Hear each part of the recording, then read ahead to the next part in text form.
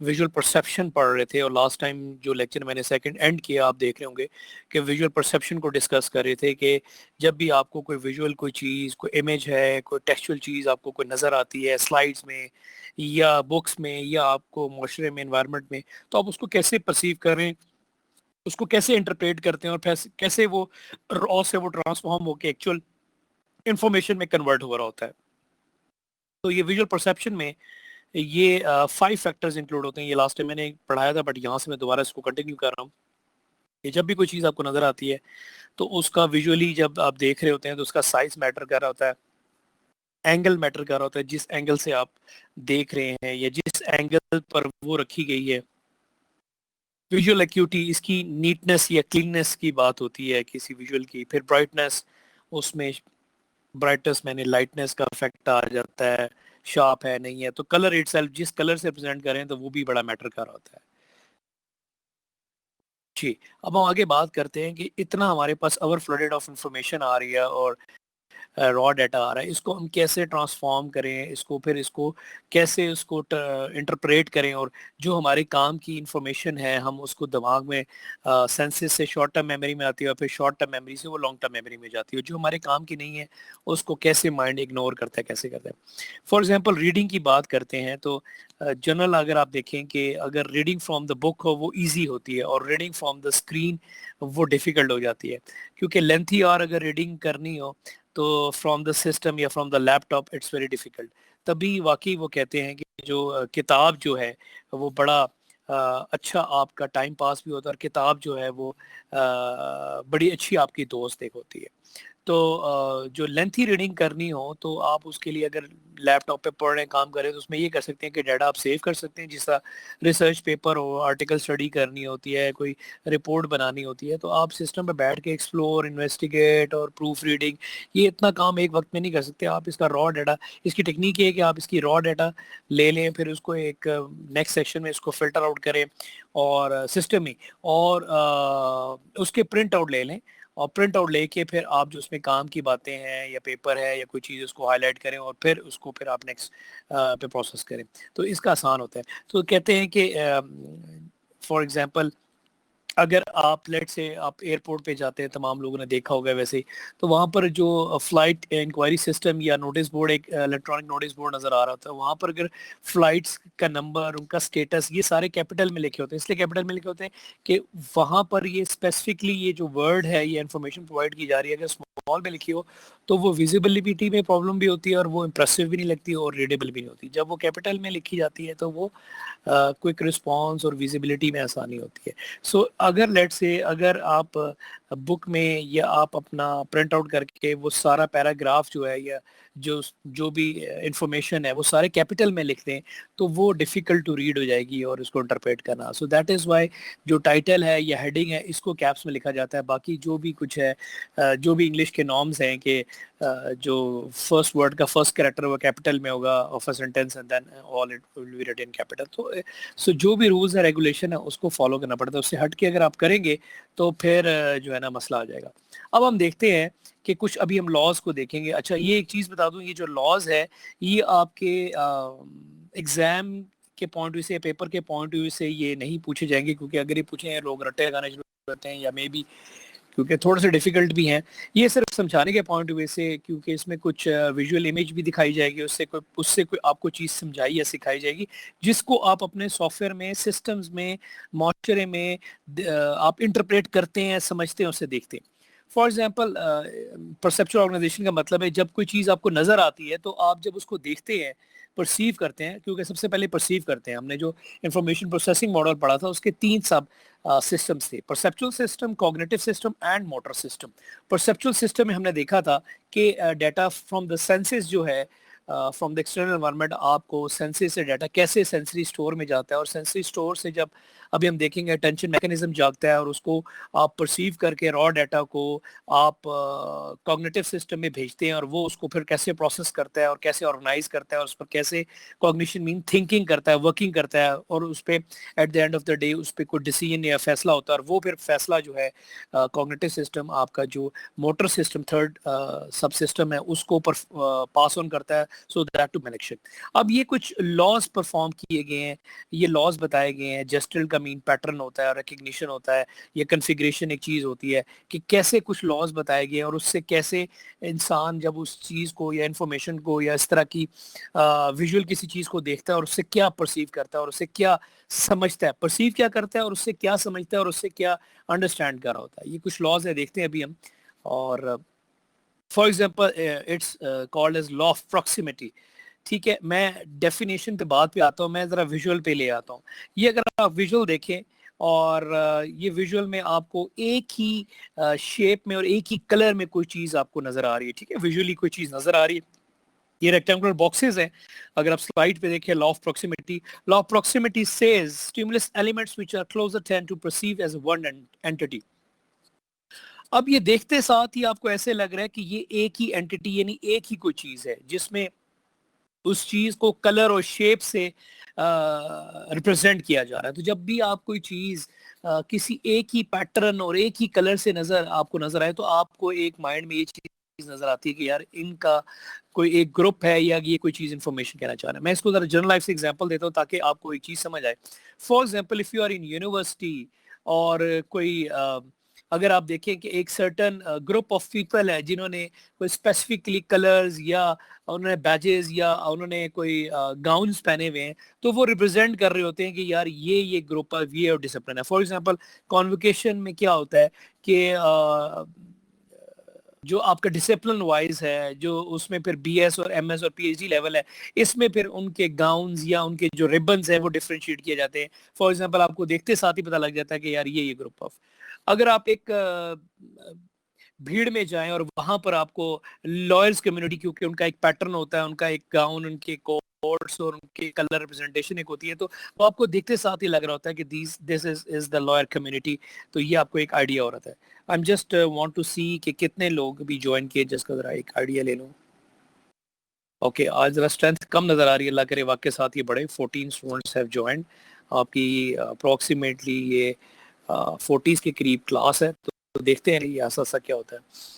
और अपनी अटेंडेंस अगर रेगुलर रखेंगे, जो लाइव लेक्चर लेंगे उसको सुनेंगे और एग्जाम्पल को समझेंगे, लेक्चर आपके पास स्लाइड चल रहा है तो उसका उसका मकसद ही, उसका मतलब भी कुछ हो रहा है, उसका फ़ायदा ही कुछ हो रहा है। तो लॉ ऑफ प्रॉक्सिमिटी यही कह रहा होता है कि जब आपको एक कोई एलिमेंट या कोई इंफॉर्मेशन जब आप कोई देखें जो आपको एक एंटिटी की तौर पे नज़र आ रही हो, तो आपको वो लगता है कि that is called as law of proximity, और उससे फिर आप एक पैटर्न समझते हैं, एक मकसद समझते हैं। This is law of proximity. Okay जी, नेक्स्ट कमिंग लॉ पे देखिए, लॉ ऑफ सिमिलैरिटी। अब ये विजुअल पे आ जाए, डेफिनेशन बात पे आते हैं। कुछ ऐसे देखें, आपको ये एक विजुअल चीज नजर आ रही है जिसमें कुछ शेप और कुछ कलर से भी और लेवल से, तीन चीजें, शेप, कलर और लेवल, ये तीन चीजें आपको इस विजुअल में डिफरेंट नजर। फॉर एग्जांपल, आप देखें कि इसमें फर्स्ट लाइन जो है वो उस पे सर्कल बने हुए हैं और उसमें कलर्स भी इंडिगो कलर है और उसका लेवल भी डिफरेंट है, और फिर थर्ड पे या फिर फिफ्थ पे। तो सिमिलर, इसकी डेफिनेशन क्या कहती है लॉ ऑफ सिमिलरिटी की? Similar elements of a stimulus tends to be part of a unit, this similarity में बी इन लेवल, कलर और शेप। कुछ आपको ऐसी चीज नजर आ रही है और जो आपको एक यूनिट के तौर पे नजर आ रही हो, बट उसमें कुछ ये जो कलर से या लेवल से, शेप से दिखा रही जा रहे हो, आपको पता लग रहा हो कि ये चीज सेम है और ये और और फोर्थ जो है सेम। तो बाज औकात किसी चीज को आप कलर से, बाज औकात किसी चीज को आप शेप से, बाज औकात किसी लेवल से भी दिखा सकते हैं। मैं आपको जरा मिसाल दिखाता हूँ सॉफ्टवेयर पॉइंट ऑफ व्यू से, आपको समझ आए। फॉर एग्जांपल, वेबसाइट पे अगर आप बात करते हैं, अगर आप सिंपल बना रहे हैं जिसमें कंप्यूटर साइंस के प्रोग्राम्स की, और फिर दूसरी साइड पे बिजनेस प्रोग्राम्स है, डिफरेंट इलेक्ट्रिकल है। अगर फॉर एग्जांपल आप हर डिसिप्लिन को एक कलर से रिप्रेजेंट करें, कलर से मतलब है कि जो भी, जब आप कंप्यूटर साइंस की इंफॉर्मेशन को कोई यूजर एक्सप्लोर करेगा, आपने उसको ग्रीन से शो किया है, ग्रीन उसकी थीम पीछे बैकग्राउंड पे शेम की। अगर आपने ब्लू बैकग्राउंड से थीम शो की हुई है, उसका एक पेजिंग की सेटिंग की है, तो वो बिजनेस की, इलेक्ट्रिकल की इसी तरह व्हाइट से है, येलो से। तो एक एक जब आप किसी कलर से एसोसिएट कर देते हैं, किसी इंफॉर्मेशन को टैग कर देते हैं, जो जो लिसनर है या जो विजिटर है, जो यूजर है, जो व्यूअर है, जो भी चीज इंफॉर्मेशन देख रहे हैं या सुन रहे हैं, ठीक है, या देखी जाती है या सुनी जाती है या और भी सेंसेस हैं, बट वो किसी खास सिनेरियो में इस्तेमाल किए जाते हैं कि सूंघने वाले हैं, चखने वाले हैं, फील करने वाले हैं, वो डिफरेंट है, ठीक है, वो हैप्टिक डिवाइसेस में आ जाते हैं जो फील कर रहे हैं। फॉर एग्जांपल अगर आप वाइब्रेटर, आपके जो मोबाइल है उस पर आपने वाइब्रेट पे लगाया हुआ है, तो if you feel some vibration और सेंसेशन, इट मींस कि समथिंग इज लाइक आपने कोई कॉल पे सेट किया है या मैसेज पे सेट किया है। इफ अगर आप साउंड नहीं क्रिएट करना चाहते हैं तो दैट इज समथिंग डिफरेंट। तो आप किसी इंफॉर्मेशन को उसके कलर्स के साथ, उसकी लेवल के साथ, उसकी शेप के साथ भी एसोसिएट कर सकते हैं। सो शेप के साथ एसोसिएट करते हैं तो बाज़ औक़ात फिर इंफॉर्मेशन समझने में, इंटरप्रेट करने में आसानी होती है। तो बाज़ औक़ात अगर आपको इस तरह की चीज़ कोई नज़र आ रही हो तो आप यूज़र्स को एसोसिएट करता है। अब ये जो प्रिंसिपल है, ये जब आप कभी अप्लाई कर रहे होते हैं किसी वेबसाइट में, किसी सिस्टम में, किसी इंफॉर्मेशन को दिखाने में, तो कौन से ऐसा प्रिंसिपल है जो पहले पढ़ाया गया और वो भी बताया जा रहा है। फॉर एग्जांपल आपको मैंने यूजिबिलिटी के नेल्सन जो एक ऑथर था उसके 5 प्रिंसिपल पढ़ाए थे स्टार्ट द लेक्चर। तो यूजिबिलिटी के जो प्रिंसिपल थे उसमें पहला प्रिंसिपल था easy to use, mean efficient, system must be efficient to use by the user. फिर था इजी टू लर्न, ठीक है, मतलब इजी टू अंडरस्टैंड है, इजी टू लर्न है, फिर इजी टू रिमेंबर। तो ये जो चीज जब आप इसको सिमिलैरिटी से दिखा रहे होते हैं किसी इंफॉर्मेशन को, किसी शेप के साथ, कलर के साथ, लेवल के साथ, तो यूजर ये इंफॉर्मेशन सिस्टम में के साथ साथ एसोसिएट कर रहा होता है। जब ये देख रहा होता है और इसको फॉलो कर रहा होता है, जिस तरह ये मैप कराई जाती है, तो यूजर्स की मेमोरी में ये चीज बैठ रही होती है, उसको अंडरस्टैंड कर रहा होता है, लर्न कर रहा होता है। फिर इस तरह की इंफॉर्मेशन, फॉर एग्जाम्पल मैं अगर कंप्यूटर साइंस को मैंने कहा मैं ग्रीन की थीम से दूंगा, और ग्रीन की थीम जब खुली तो मेरे पास डिसिप्लिन है, बीएस है, एमएससी और एमएस, इसको मैंने डिफरेंट ग्रीन से तो मैं दिखा रहा हूँ, बट डिफरेंट मसलन इसको स्ट्रक्चर में या डिफरेंट व्यू में मैंने इसको रिप्रेजेंट किया। तो आस्ता आस्ता इस तरह फिर मुझे पता लगा कि या तो फिर ये भी हो सकता है कि जितने भी बीएस के प्रोग्राम हैं आप उसको ग्रीन से दिखाएं, जितने एमएस के प्रोग्राम, इट डिपेंड्स अपॉन कि आप उसको कैसे टैकल करें। तो जितने भी बीएस के प्रोग्राम है उनको ग्रीन से दिखाएंगे। फॉर एग्जांपल आप कोई और डिसिप्लिन खोलते हैं, जो बीएस पे क्लिक करते हैं, अगर ग्रीन से आती है तो आपको मेमोरी कहती है अच्छा ओ ये ग्रीन से है। या इससे अच्छी बेस्ट मैंने आपको बताई है वो यही है कि किसी एक डिसिप्लिन को एक थीम से रिप्रेजेंट शो करें, तो वो एसोसिएट आसानी हो जाएगी। जब भी वो एक्सप्लोर कर रहा होगा, कहीं और इन्फॉर्मेशन देख रहा होगा, जो उसको उस थीम से नजर आएगी वो टैग करेगा कि यार ये जो है कंप्यूटर साइंस से रिलेटेड इंफॉर्मेशन है, उनके प्रोग्राम्स की डिस्क्रिप्शन है। तो इट डिपेंड्स अपॉन कि आप उसको कैसे एसोसिएट करते हैं और यूजर के सामने कैसे लेके आते हैं। This is called law of similarity. और इसको प्रैक्टिकल लाइफ में जब आप किसी इंफॉर्मेशन या लेवल को एसोसिएट या टैग करते हैं तो फिर आपको पता लगता है ये ऐसे हो रहा है। ओके जी, coming to the next law is law of good continuity as seen from the diagram। ये अगर आप देखें लॉ ऑफ गुड कंटिन्यूटी की, इसमें क्या चीज आपको नजर आ रही है कि जो ओरिजिनल पिक्चर है वो आपको दो एक लाइंस नजर आ रही है, और जो जो सेकंड वन है वो आप देखें थोड़ा सा इसमें गैप है, बट आप इसे इंटरप्रेट कर सकते हैं कि यार ये गुड कंटिन्यूटी है। बट जो डिफरेंट जो थर्ड वन है वो टोटली इसकी डायगोनल ऑपोजिट साइड पे है और वो डिस्टिंक्टिव है, आपको नजर आ रही है, इसमें कोई गुड कंटी या कुछ नहीं है।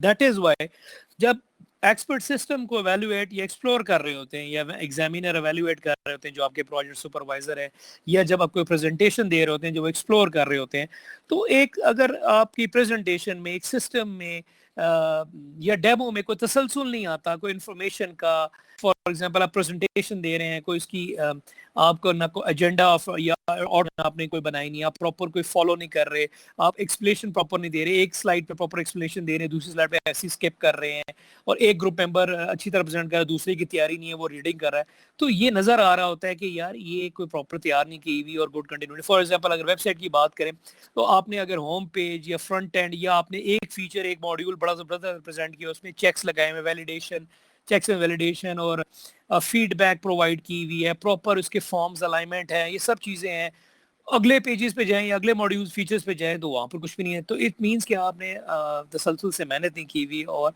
दैट इंफॉर्मेशन शोज कि it's not a good continuity. If a person shows properly well features intact और इंटरेक्ट भी सही हो रहे हैं प्रॉपर, तो वो गुड कंटिन्यूटी को शो करे। तो ऐसी चीजें इंफॉर्मेशन नजर आ रही होती है कि एक गुड कंटिन्यूटी शो करती है। एग्जांपल अगर लेक्चर आप देखिए, अगर आपका लेक्चर जो है ये 90 मिनट्स का है, उसमें कोई टीचर स्टार्ट में सेशन को ज्वाइन करता है, उसमें टीचर जो स्टार्ट में जो है वो लेक्चर को उसके बाद कंटिन्यू कर रहा होता है, फिर क्वेश्चन आंसर कुछ session at the end generation कर ही रखा होता है। तो लाजमी नहीं कि 90 मिनट का लेक्चर है तो वो 90 मिनट ही लेक्चर का पूरी रिकॉर्डेड होता है। उसमें फर्स्ट 5 मिनट्स जो है वो सेशन को ज्वाइन और मैसेज करने में, जिस तरह मैं भी इसी तरह कर रहा था, अगर उसमें बाज होगा थोड़ी सी डिस्टॉर्शन आ जाती है या आपकी तरफ से आ जाती है, अगर आप अब नॉर्मल एक्टिविटी नहीं करेंगे, कोई और चैट पे नहीं करेंगे, जिस तरह मेरी इंस्ट्रक्शन को फॉलो करें, आप आए ज्वाइन करें, अगर किसी को कोई प्रॉब्लम है या कोई चीज आ रही है तो वो उसको माइक खोल के सीआर जो है वो बता सकते हैं।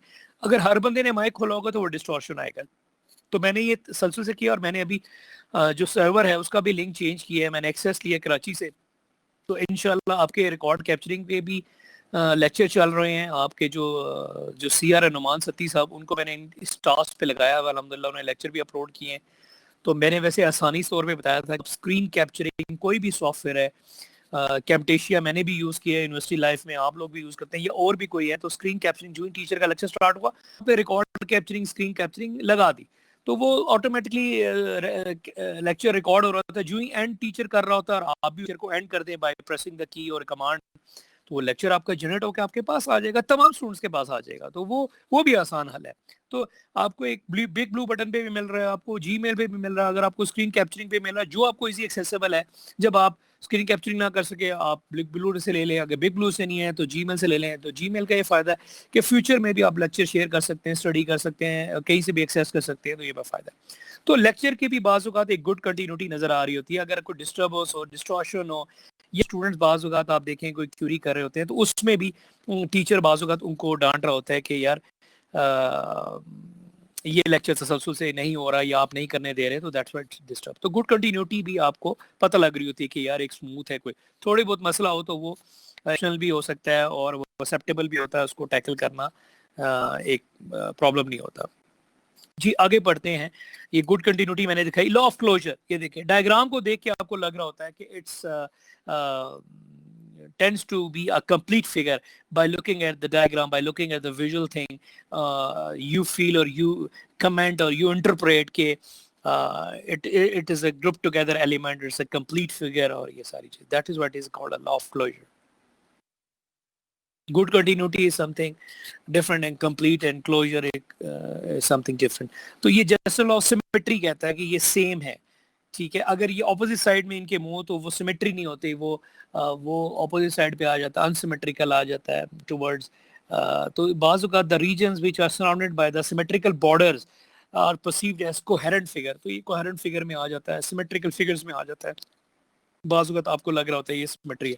तो जब आप एक फॉर्म को भी डिज़ाइन कर रहे होते हैं, उसमें लेआउट्स वगैरह, आपने ग्राफिक्स सब पढ़ा है, मैं अभी एक टर्म बोलता हूँ, सो दैट्स व्हाई आपको समझ आ रही होगी। जब एक पेज को आप डिज़ाइन का सोचते हैं सिस्टम में नहीं पेपर पे, उस पेज पे डेफिनेटली उसका पेज का एक साइज होता है, आपने क्या रेजोल्यूशन रखनी है, फिर आप उसमें क्रिएट हैं, हेडर और फुटर अलग लेते हैं, फिर आपके पास जो स्पेस बच जाती है उसमें करते हैं और वो सारी फिल अप कर देते हैं। इंशाल्लाह जब वो डिजाइनिंग की चीजें आएंगी फॉर्म की या लेआउट्स की, तो मैं आपको स्लाइड पे भी कोई परफॉर्म करके भी लाइव दिखाऊंगा कि क्या मतलब है। तो बाज़ औक़ात ऐसी कोई चीज़ होती है जिसको लॉ ऑफ सिमेट्री बोलते हैं, जो ऐसी शेप्स जो बॉर्डर्स के पॉइंट ऑफ व्यू से आपको नज़र आ रही हो कि ऑपोजिट साइड पे हैं और ये कोहेरेंट है। अगर ये इनके ऑपोजिट डिफरेंट तरफ हो तो दैट इज़ अनसिमेट्रिकल। तो बाज़ औक़ात आपको इस तरह भी देख रहे होते हैं ये सिमेट्रिकल चीज़ है, सेम चीज़ दिखाई जा रही है, बताई जा रही है, जिसका आपस में लिंक है। ओके, अभी हम नेक्स्ट आगे बढ़ते हैं। Excuse me.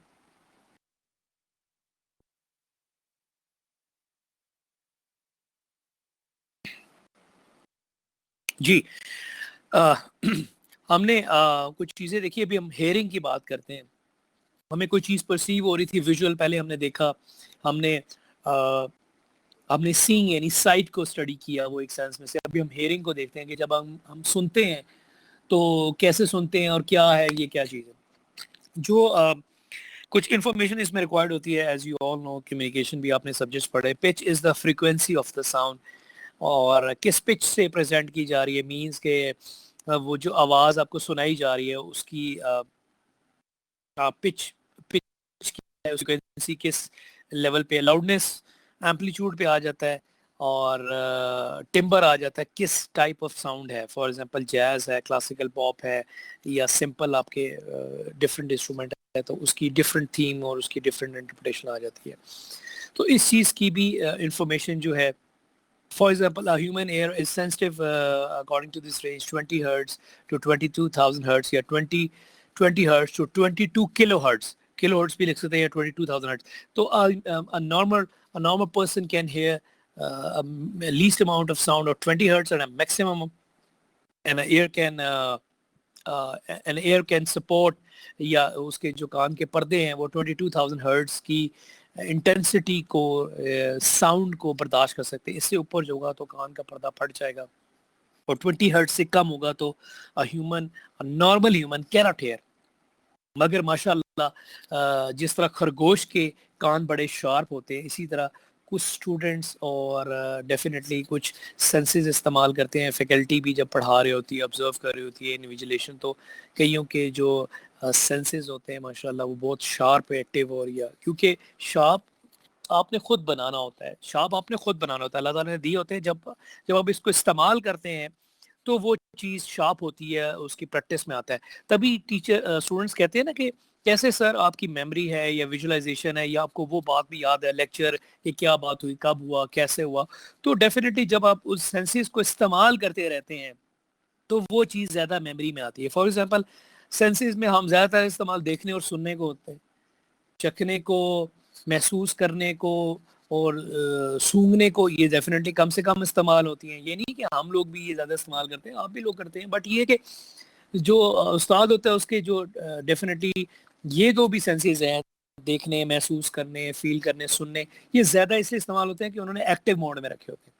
एक्टिव मोड का मतलब होता है कि आपने ब्रेन को अलर्ट भी रखा होता है कि yes, that is why a good teacher can move around in the class, और can sense around what is going on, और उसको interact कर रहा है, स्टूडेंट्स को इन्वॉल्व कर रहा है, एनवायरनमेंट को देख रहा है, राइट एंड लेफ्ट को देख रहा है।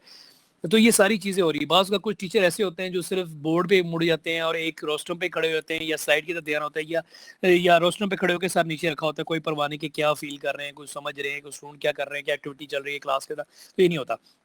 तो दैट इज व्हाई हेयरिंग ये चीज होती है, और human ear can differentiate between a slightest of कहते हैं माइनर ऑफ साउंड, और उसको फिर देखते हैं, उसको महसूस भी करते हैं कि किस तरफ से आ रही। बाज़ आप देखिए कि आपने ऑब्जर्व किया होगा, मुझे भी या डिफरेंट भी, कि कोई लड़का मतलब छुप के भी अगर बात करता है, अगर टीचर की अंडरस्टैंडिंग है या इतना डाटा परसीव किया कि वो साउंड में मैच कर लेता है, तो वो साउंड भी बता सकता है कि यार इस स्टूडेंट की साउंड है, या इसने ये आवाज़ निकाली है, या ये ना अगर बता सका हो, उसकी पावरफुल इतनी मेमोरी ना हो, रिकग्निशन इतनी ना हो, तो वो ये तो बता सकता है कि किस जगह से आई है, फिर उसको टारगेट करता है। तो ये भी मैं आपको बताऊंगा, फॉर एग्जांपल मैंने जिस तरह आपको बताया था कि एग्जांपल अगर हम लेते हैं कि अगर एक स्लाइटेस्ट सी साउंड आई है, तो टीचर को ये पता होना चाहिए कि पहली बात कि उसके बेस जो है उसमें ये पता होना चाहिए कि ये साउंड किसकी है, ये कोई मोबाइल की है, या चेयर की है, एक्सेसरीज की है,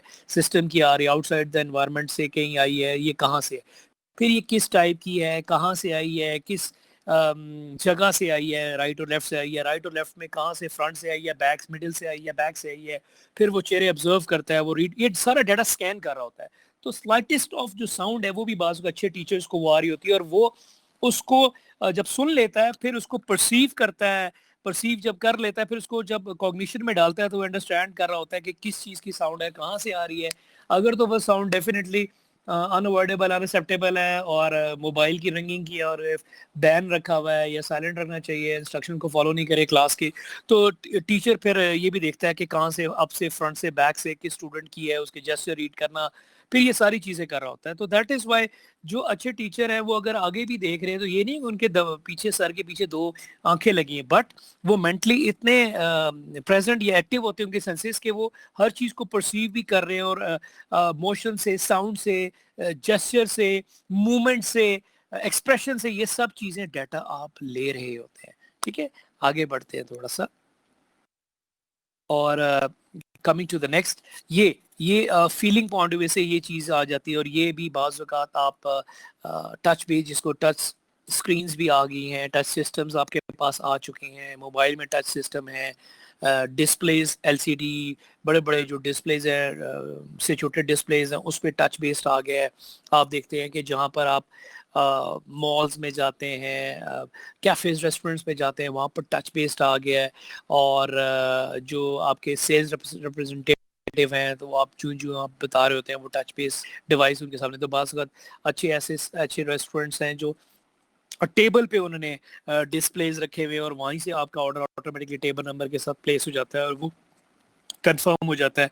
बट पाकिस्तान में ये कल्चर बताया जा, बल्कि ये मेरे पास एक प्रोजेक्ट अच्छा एक आइडिया भी आ गया है कि एक तो डिस्प्ले पे ऑर्डर है, एक डिवाइसेस हर टेबल के साथ अटैच है, टेबल नंबर के साथ एसोसिएट, और वहाँ से डिस्प्ले ऑर्डर ऑटोमेटिकली जा रहा है और वो उस पर नोट ऑन हो रहा है। तो बाज़ वक़्त आप इसको इंटेलिजेंटली ये भी कर सकते हैं कि एक रोबोट जो है वो ऑर्डर ऑटोमेटिकली लेता है, वॉइबल बेस्ड है, और आप उसको वॉइस सेंसर भी यूज़ कर सकते हैं और उसको इंटरप्रेट कर सकते हैं। जो जो प्रोडक्ट है वो अगर या जो जो आप मेन्यू में बता रहे हैं, जो आपका रोबोट बता रहा है, और वो ऑटोमेटिकली ऑर्डर ले रहा है और ऑर्डर प्लेस करता है काउंटर पे, ऑर्डर लेके आता है, ऑर्डर पिक करके भी लेके जा रहा है, कलेक्ट भी कर रहा है फ्रॉम द काउंटर और डिलीवर भी कर रहा है। तो ये भी एक बाहर के मालिक में एक अच्छा automatic order ordering and play delivery का भी लिखा हुआ है with in the cafe restaurants. तो ये भी एक अच्छा आइडिया फाइनली प्रोजेक्ट है।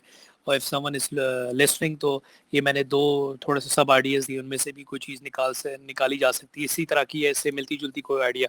तो इसी तरह जब टीचर सिस्टम या सॉफ्टवेयर इंफॉर्मेशन सिस्टम या कोई एग्जांपल्स दे रहे होते हैं तो वो आप नोट भी करते हैं, और उससे ये नहीं कि आपको फ़ायदा हो, आपके किसी कोलीग को, दोस्त को, बैचमेट्स को फ़ायदा हो सकता है, या आप उस पर रिसर्च वर्क कर सकते हैं, या आप अपनी कोई कंपनी रन करें, वहाँ पर आप अपना आइडिया फ्लोट कर सकते हैं। तो उस्तादों की रहनुमाई इसलिए हासिल होती है, और अगर वो चीज़ को एक्सेप्ट होती है तो आपकी बल्ले बल्ले होती है, और आप टीचर को दुआएं देते हैं, और आप टीचर को कमेंट करते हैं कि सर आपका एक आइडिया हमने फ्लोट की फाइनल ईयर प्रोजेक्ट में, उस आइडिया को लेके चला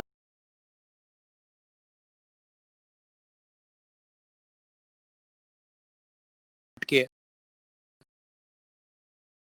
तो इस तरह भी हो सकता है। पाकिस्तान में इस तरह का कल्चर आस्ता आस्ता डेवलप किया जाता है विद इन द कैफे। ठीक है, जिस तरह डिलीवरी वाला तो है, अगर बड़े बड़े रेस्टोरेंट है उसके डिफरेंट फ्लोर्स हैं, तो इट्स वेरी डिफिकल्ट। वो कहते हैं कि ऑर्डरिंग बॉयज़ और जो भी ऑर्डरिंग बॉयज़ एंड गर्ल्स हैं कि वो हर प्रॉपर टाइम पे आए, तो वो ऑटोमेटिकली एक डिवाइस वो प्लग इन की जा सकती है टेबल के साथ, और वो विद इन दैट सब जगह वहाँ पर अटैच हो, तो वहाँ से भी है। तो ये पाकिस्तानी कल्चर है, पता लगे आसा आसा वो डिवाइस उतार लें, आसा आसा उसके साथ इंटीग्रेटेड, तो ये होता है भाई। दैट इज़ वाई पाकिस्तानी जो माशरा है उसमें लोग अवॉइड करते हैं। तो हो सकता है, और बड़ा अच्छा आइडिया। तो ये एक जो नेक्स्ट आपकी सेंसेस में आपने हमने विजुअल देखा, हमने हेयरिंग का सुना, हमने टच बेस। तो three main of sensations handled by the different types of receptors. ठीक है, और उसमें definitely when you are using touch base system, तो उसमें किस प्रेशर से आप उसको यूज़ कर रहे हैं, नॉ है या आप इंटेंस प्रेशर से कर रहे हैं। फिर टच बेस सिस्टम अगर आप कर रहे हैं तो आप देखें जिस तरह हम body temperature of heat of a normal human being, उसको जो आपका थर्मामीटर है वो डिवाइस जो है वो यूज़ की जाती है, वो टेम्परेचर हॉट एंड कोल्ड को की जा सकती है। इसी तरह डिफरेंट आपके पास टच बेस आपके पास आ गए हैं। फॉर एग्जांपल या देखें कि ये आजकल जो पेंडेमिक में जो एक डिवाइस यूज़ आ रही है जिसको ऑक्सीमीटर कहते हैं, ये आप अपनी किसी भी प्रॉपर उसकी प्लेसिंग से आप फिंगर ऑफ इंडेक्स फिंगर या आप उसमें लगा दें तो वो हार्ट रेट और ऑक्सीजन रेट बता सकती है। तो ये चीज़ें होती हैं।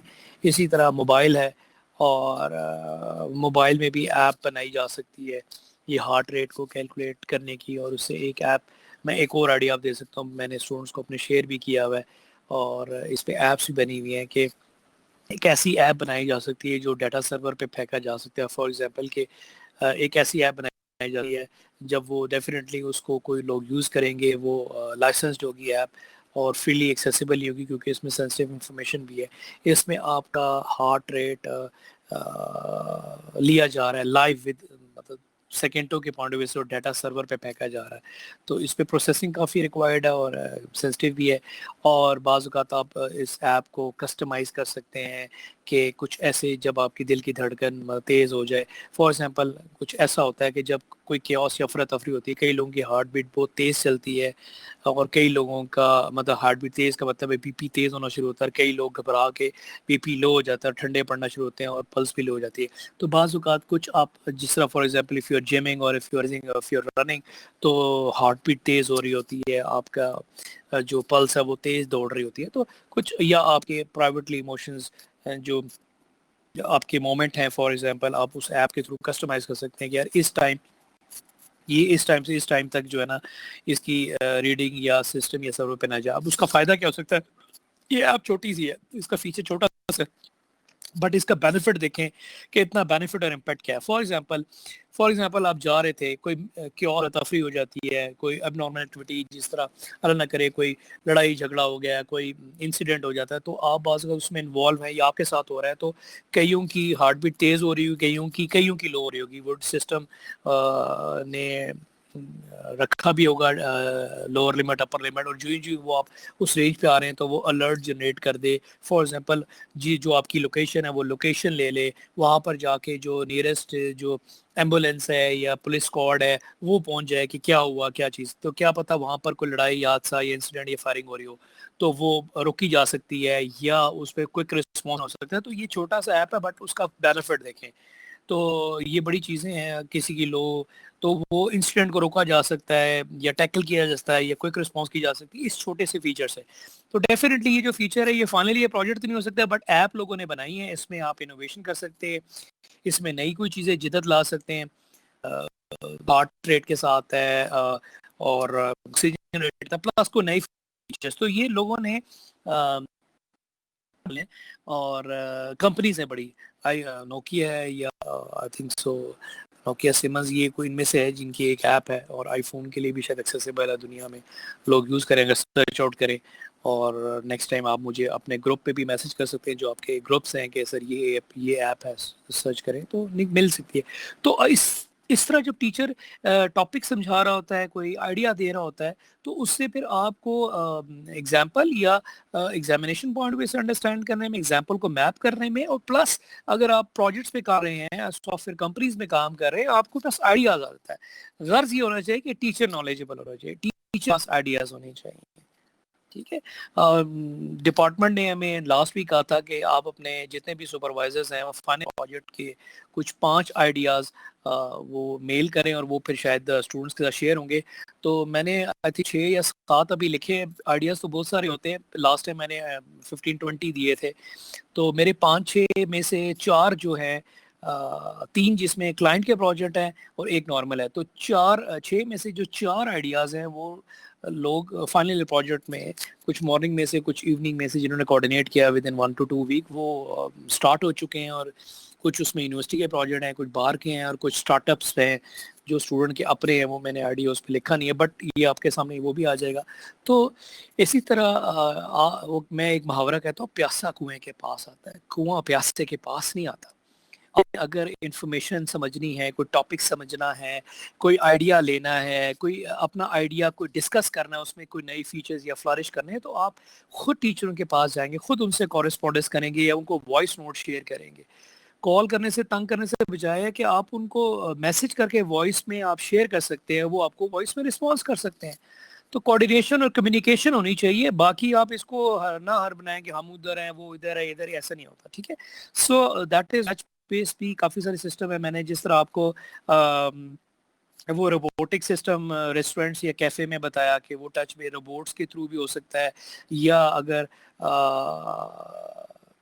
अगर कोई डिवाइस या कोई ऐप बना दी जाए और डिवाइसेस वो टेबल के पास उसको इंस्टॉल किया जाए या प्लग इन उसके अंदर फिक्स किया जाए, तो वहाँ से भी ऑर्डर दे सकते हैं। वो ऐप सिर्फ विद इन दैट तो आपके पास सामने आ रहे होगी टेबल नंबर कौन सा और ऑर्डर कौन सा। तो ये बड़ा एक अच्छा आइडिया है ये, बल्कि मैं उसमें भी automatic ordering system by using आप समझे इंटेलिजेंट रोबोट्स या एआई को यूज़ करके कर सकते हैं। तो ये भी एक आइडिया मैंने उसमें डाल दिया है। तो ये ऐसे ऐसे आइडियाज़ हैं जो जिस पे आप काम कर सकते हो, जिस पर आप न्यू चीज़ माशरे के हिसाब से देखें, ऐसा है नहीं हो रहा, क्या करें, क्या फ़ायदा होगा, ये चीज़ें हो सकती है।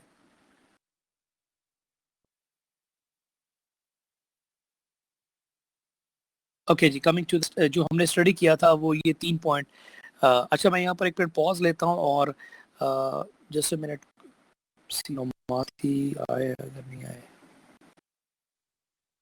18 लोगों ने जी, नोमान नहीं है, तो अगर कोई सेकंड सीआर जब्बार है, जब्बार भी नहीं है, तो कोई एक स्टूडेंट अपना माइक ऑन करके ज़रा स्टेटस बताए कि ठीक चल रहा है, आपको आवाज़ सही आ रही है, स्लाइड्स भी आप देख रहे हैं, विजुअल और सही पर आ रही है।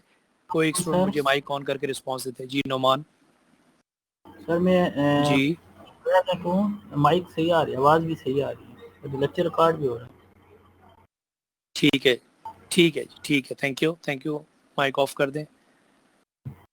जी, देखिए अब देखिए 35 मिनट्स का लेक्चर हुआ है और मेरी इंस्ट्रक्शन अगर आपने प्रॉपर्ली फॉलो की है, जिस तरह आप लेक्चर सुनेंगे, और हम भी देखिए, मैं भी एक लेक्चर अगर आपने प्रॉपर्ली, एक रूम है उसमें बैठा हुआ हूँ, मैंने इस रूम को क्लोज इंटैक्ट किया हुआ है और नॉइज़ को भी कम रखा हुआ है और बड़ा ये इंटैक्ट कर, तो आस्ता आस्ता वक्त के साथ इसमें बेहतरी भी आती है और जो एक्सपर्ट होते हैं आप उसमें बेहतरी कर सकते, ठीक है।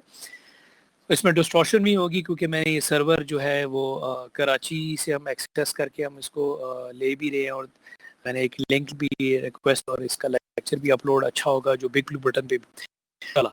ओके जी, कंटिन्यू करते हैं लेक्चर को, आगे देखते हैं कि ये हम पढ़ चुके हैं ह्यूमन इंफॉर्मेशन प्रोसेसिंग मॉडल, जो मॉडल 3 रिसर्चर कार्ड न्यूवल ने प्रेजेंट किया था। इसके 3 ये सब सिस्टम थे जो आपस में इंटरेक्ट करते हैं। परसेप्चुअल को एक शॉर्ट टर्म में लिखा रीड या स्कैन करना, इसको प्रोसेस या थिंक करना, और मोटर जो उसको रिस्पॉन्ड करना।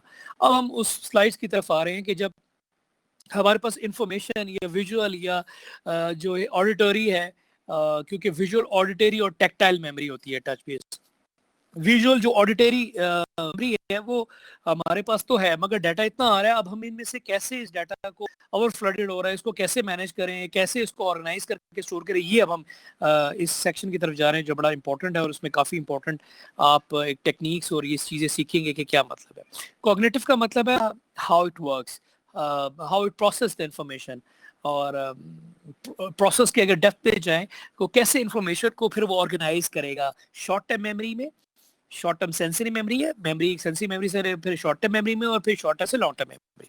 तो कैसे ये चीज़ देखेगा ये अब हम देखते हैं। तो जो हमने सेंसरी मेमोरी वाली ये वाली स्लाइड जो है ये दोबारा रिपीट हुई है, ये हम पढ़ चुके हैं, सिर्फ याद दहानी के लिए कि सेंसेस से डाटा सेंसरी स्टोर में आता है, ठीक है, जो एज अ इनपुट बफर है सेंसेस का। सेंसरी जो मेमोरी है वो इनपुट बफर है सेंसेस का, यानी सेंसेस 5 किस्म की जो सेंसेस, और किसी की छठी हिस्स जो है वो भी काम कर रही होती है।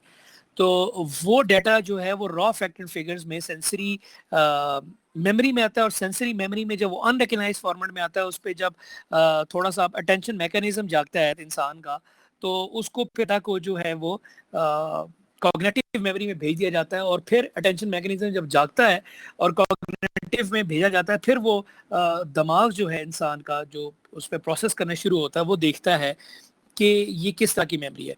अब ये नेक्स्ट पॉइंट में मैं लेके आ रहा हूँ, इसी पॉइंट की तवज्जो दिलाना चाह रहा हूँ कि इंफॉर्मेशन, और इंफॉर्मेशन के अंदर अगर हम अटेंशन की बात करें, क्या चीज़ है। देखिए अभी आप तमाम लोग सुन रहे हैं और एकदम सडन, क्योंकि आपने सबने माइक्स बंद किए हुए हैं और मेरी तरफ से आवाज़ भी आ रही है, अगर मेरी तरफ से कोई और साउंड आती है, फॉर एग्जांपल दरवाज़ा नॉक करता है फ्रॉम द एक्सटर्नल, या कोई और एबनॉर्मल एक्टिविटी आपको कोई नज़र आती है देखने को, या कोई आप लेट्स से कोई साउंड आती है, तो एकदम आप सब चौंकते हैं, और अगर वो नॉर्मल साउंड है, कोई प्लेट है या कुछ है, या तो वो आप कहते हैं इट्स ओके। अगर कोई अबनॉर्मल सी लेट से कोई साउंड है, कोई शोर हो रहा है, कोई बाहर बच्चे अगर खेल रहे हैं तो दरवाजा नॉक कर रहे हैं, तो एकदम आपका अटेंशन मैकेनिज्म है। फॉर एग्जांपल आप भी घरों में बैठे हुए हैं और आप लेक्चर सुन रहे हैं और देख रहे हैं, एकदम आपके घर में अगर कोई साउंड आ जाती है, कोई नॉइज आ जाती है, तो आप क्योंकि मुझे तो सारे स्टूडेंट, जितने भी स्टूडेंट है वो लाइव देख रहे हैं, तो मैं तो फिर भी चलो फिर भी मैं उठूंगा तो या मैं कुछ कोर इंस्ट्रक्शन किसी का, तो आपको फील होगा कि सर का ध्यान किधर है। मगर अगर आप लेक्चर 2 मिनट 5 मिनट छोड़ के उस रूम से, उस एरिया से जाके वो एबनॉर्मल एक्टिविटी को रोकेंगे, तो वो आपके लिए भी कंट्रोल है, मेरे लिए भी कंट्रोल है, बट मुझे थोड़ा सा और लगेगा कि मैं लेक्चर छोड़ के, क्योंकि मुझे फिर ये कंट्रोल करना चाहिए था। मैंने सब अपने जहाँ पर मेरा एरिया, मैंने उनको बताया हुआ कि यार don't disturb me, don't come into my room, I am delivering my lecture till it's 2:30 या हमने जो भी लेक्चर 2 बजे तक रखना है और 10-15 मिनट हमने डिस्कशन करनी है, क्वेश्चन आंसरिंग, फिर वो लेक्चर को एंड करेंगे। तो इट मीन्स के nobody gonna disturb me. They know the protocol of this online classes. My मेरे जो घर में मेरे बच्चों को तो नहीं समझा सकते। बच्चे अगर कोई मस्ती या कोई आ जाते हैं या कुछ, वो एक अलग चीज़ है, बट बड़े जितने हैं दे अंडरस्टैंड। तो इसी तरह आपने भी जब ऑनलाइन क्लासेस लेनी है तो there are norms, there are some rules which you have to follow. आपने एक ऐसा रूम चूज करना है जो नॉइज प्रूफ हो। नॉइज प्रूफ तो बहुत मुश्किल होता है, बट एक हट के एक ऐसी जगह जहाँ पर सिग्नल्स भी प्रॉपरली आ रहे हो। आपका सिग्नल को प्रॉब्लम हो रहा हो, नेटवर्क कनेक्शन सही नहीं है, या आपके वहाँ पर एरिया में सिग्नल्स का मसला है, वो लोग, कई लोग कहते हैं सर हम कश्मीर बैठे हैं, सर हम चित्राल बैठे हैं, वहाँ पर सिग्नल, तो भाई वो मेरा टीचर का तो कसूर नहीं है ना भाई। तो वो आप बैठे हुए हैं तो आप कोई डिवाइस लें या आप ऐसा कनेक्शन लें जहाँ पर आपके पास इतनी टेलीकम्युनिकेशन कैरियर के तौर पर कंपनीज हैं, आप उनको किसी एक अच्छे को कर सकते हैं, या जहां पर कोई अच्छे सिग्नल आते हैं फिर वहां पर मूव ऑन हो जाए। ये तो नहीं है कि आप वहां पर बैठे हैं और बर्फ चोर पोटियों पर आपके जी सर आपका कसूर है तो सिग्नल नहीं आ रहे, नहीं आ रहे, तो ऐसा नहीं होता। तो जैसा देश वैसा भेस। फॉर एग्जांपल अगर चीन में बैठे हुए हैं तो आप शलवार कमीज में वहां से पढ़ेंगे। अगर चीन में बैठे हैं तो डेफिनेटली प्रॉपर वहां पर इग्लू है जो वहां का एक प्रोटोकॉल लबाव वो पहनेंगे, वरना तो आपको वो कहते हैं फ्रॉस्ट बाइट हो जाता है और आपके विद इन सम आवर्स आपके जो ऑर्गन्स हैं या जो एज़ा है वो गल सड़ जाते हैं और वो तो डेथ भी हो सकती है। तो इट डिपेंड्स कि जैसा देश है। अगर आपकी ऑनलाइन क्लास है तो so this you have to understand. अगर यहाँ पर 40 मिनट का भी लेक्चर हो गया और कुछ स्टूडेंट चैट पे करते हैं या शेयर करते हैं यार हमारा नहीं आ रहा सिग्नल, तो भाई बाकी जो इतनी आवाम बैठी है उनको प्रॉपर लेक्चर सुनाई भी दे रहा है और उनको दिखाई भी दे रहा है। तो ये सारी चीजें ख्याल करनी है कि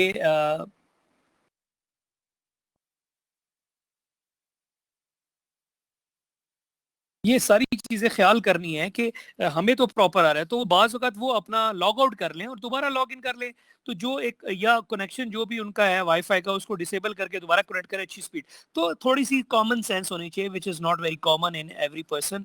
सो अगर इस मसला है तो आप अपना लॉग आउट करें, आप अपना जो कनेक्शन वाईफाई का एस्टैब्लिश हुआ है, क्योंकि घर में और भी डिवाइसेस हैं, सिस्टम्स अटैच होंगे या वायरलेस और भी आपके पास कि कोई कनेक्शन को यूज़ करेंगे, प्रॉपर कोशिश करें कि ड्यूरिंग द लेक्चर अगर चल रहा है तो घर में कोई और वाईफाई खोल के ना बैठा हो, ताकि आपको मैक्सिमम स्पीड मिले। आपको मैक्सिमम एक कनेक्शन जब क्रिएट हो रहा था उसी को स्पीड मिले, डाटा रेट प्रॉपर बैंडविड्थ मिले। तो ये सारे फैक्टर्स देखने हैं भाई और बहनों, ठीक है। तो ये ख्याल करें कि अब क्या होता है कि जब भी कोई आप परसीव करते हैं कोई विजुअल कोई चीज, कोई साउंड, तो सबसे पहले क्या होता है, आप जब आपके पास एकदम कोई परसीव कर रहे हैं, आपने देखा या आपने सुना, तो एकदम आपका अटेंशन मैकेनिज्म जागता है। जो दिमाग है ना उसमें अटेंशन मैकेनिज्म पहले जागता है। इसलिए मैं क्लास में कहता हूँ कि अटेंटिव बैठे, एक्टिव होके बैठे, हाजिर होके बैठे। अगर टीचर अटेंटिव ना ही करवाए स्टूडेंट्स को और सीधा लेक्चर डिलीवर कर दे और कोई स्टूडेंट यूं बैठे हुए हैं, कोई इस तरह बैठे हुए हैं,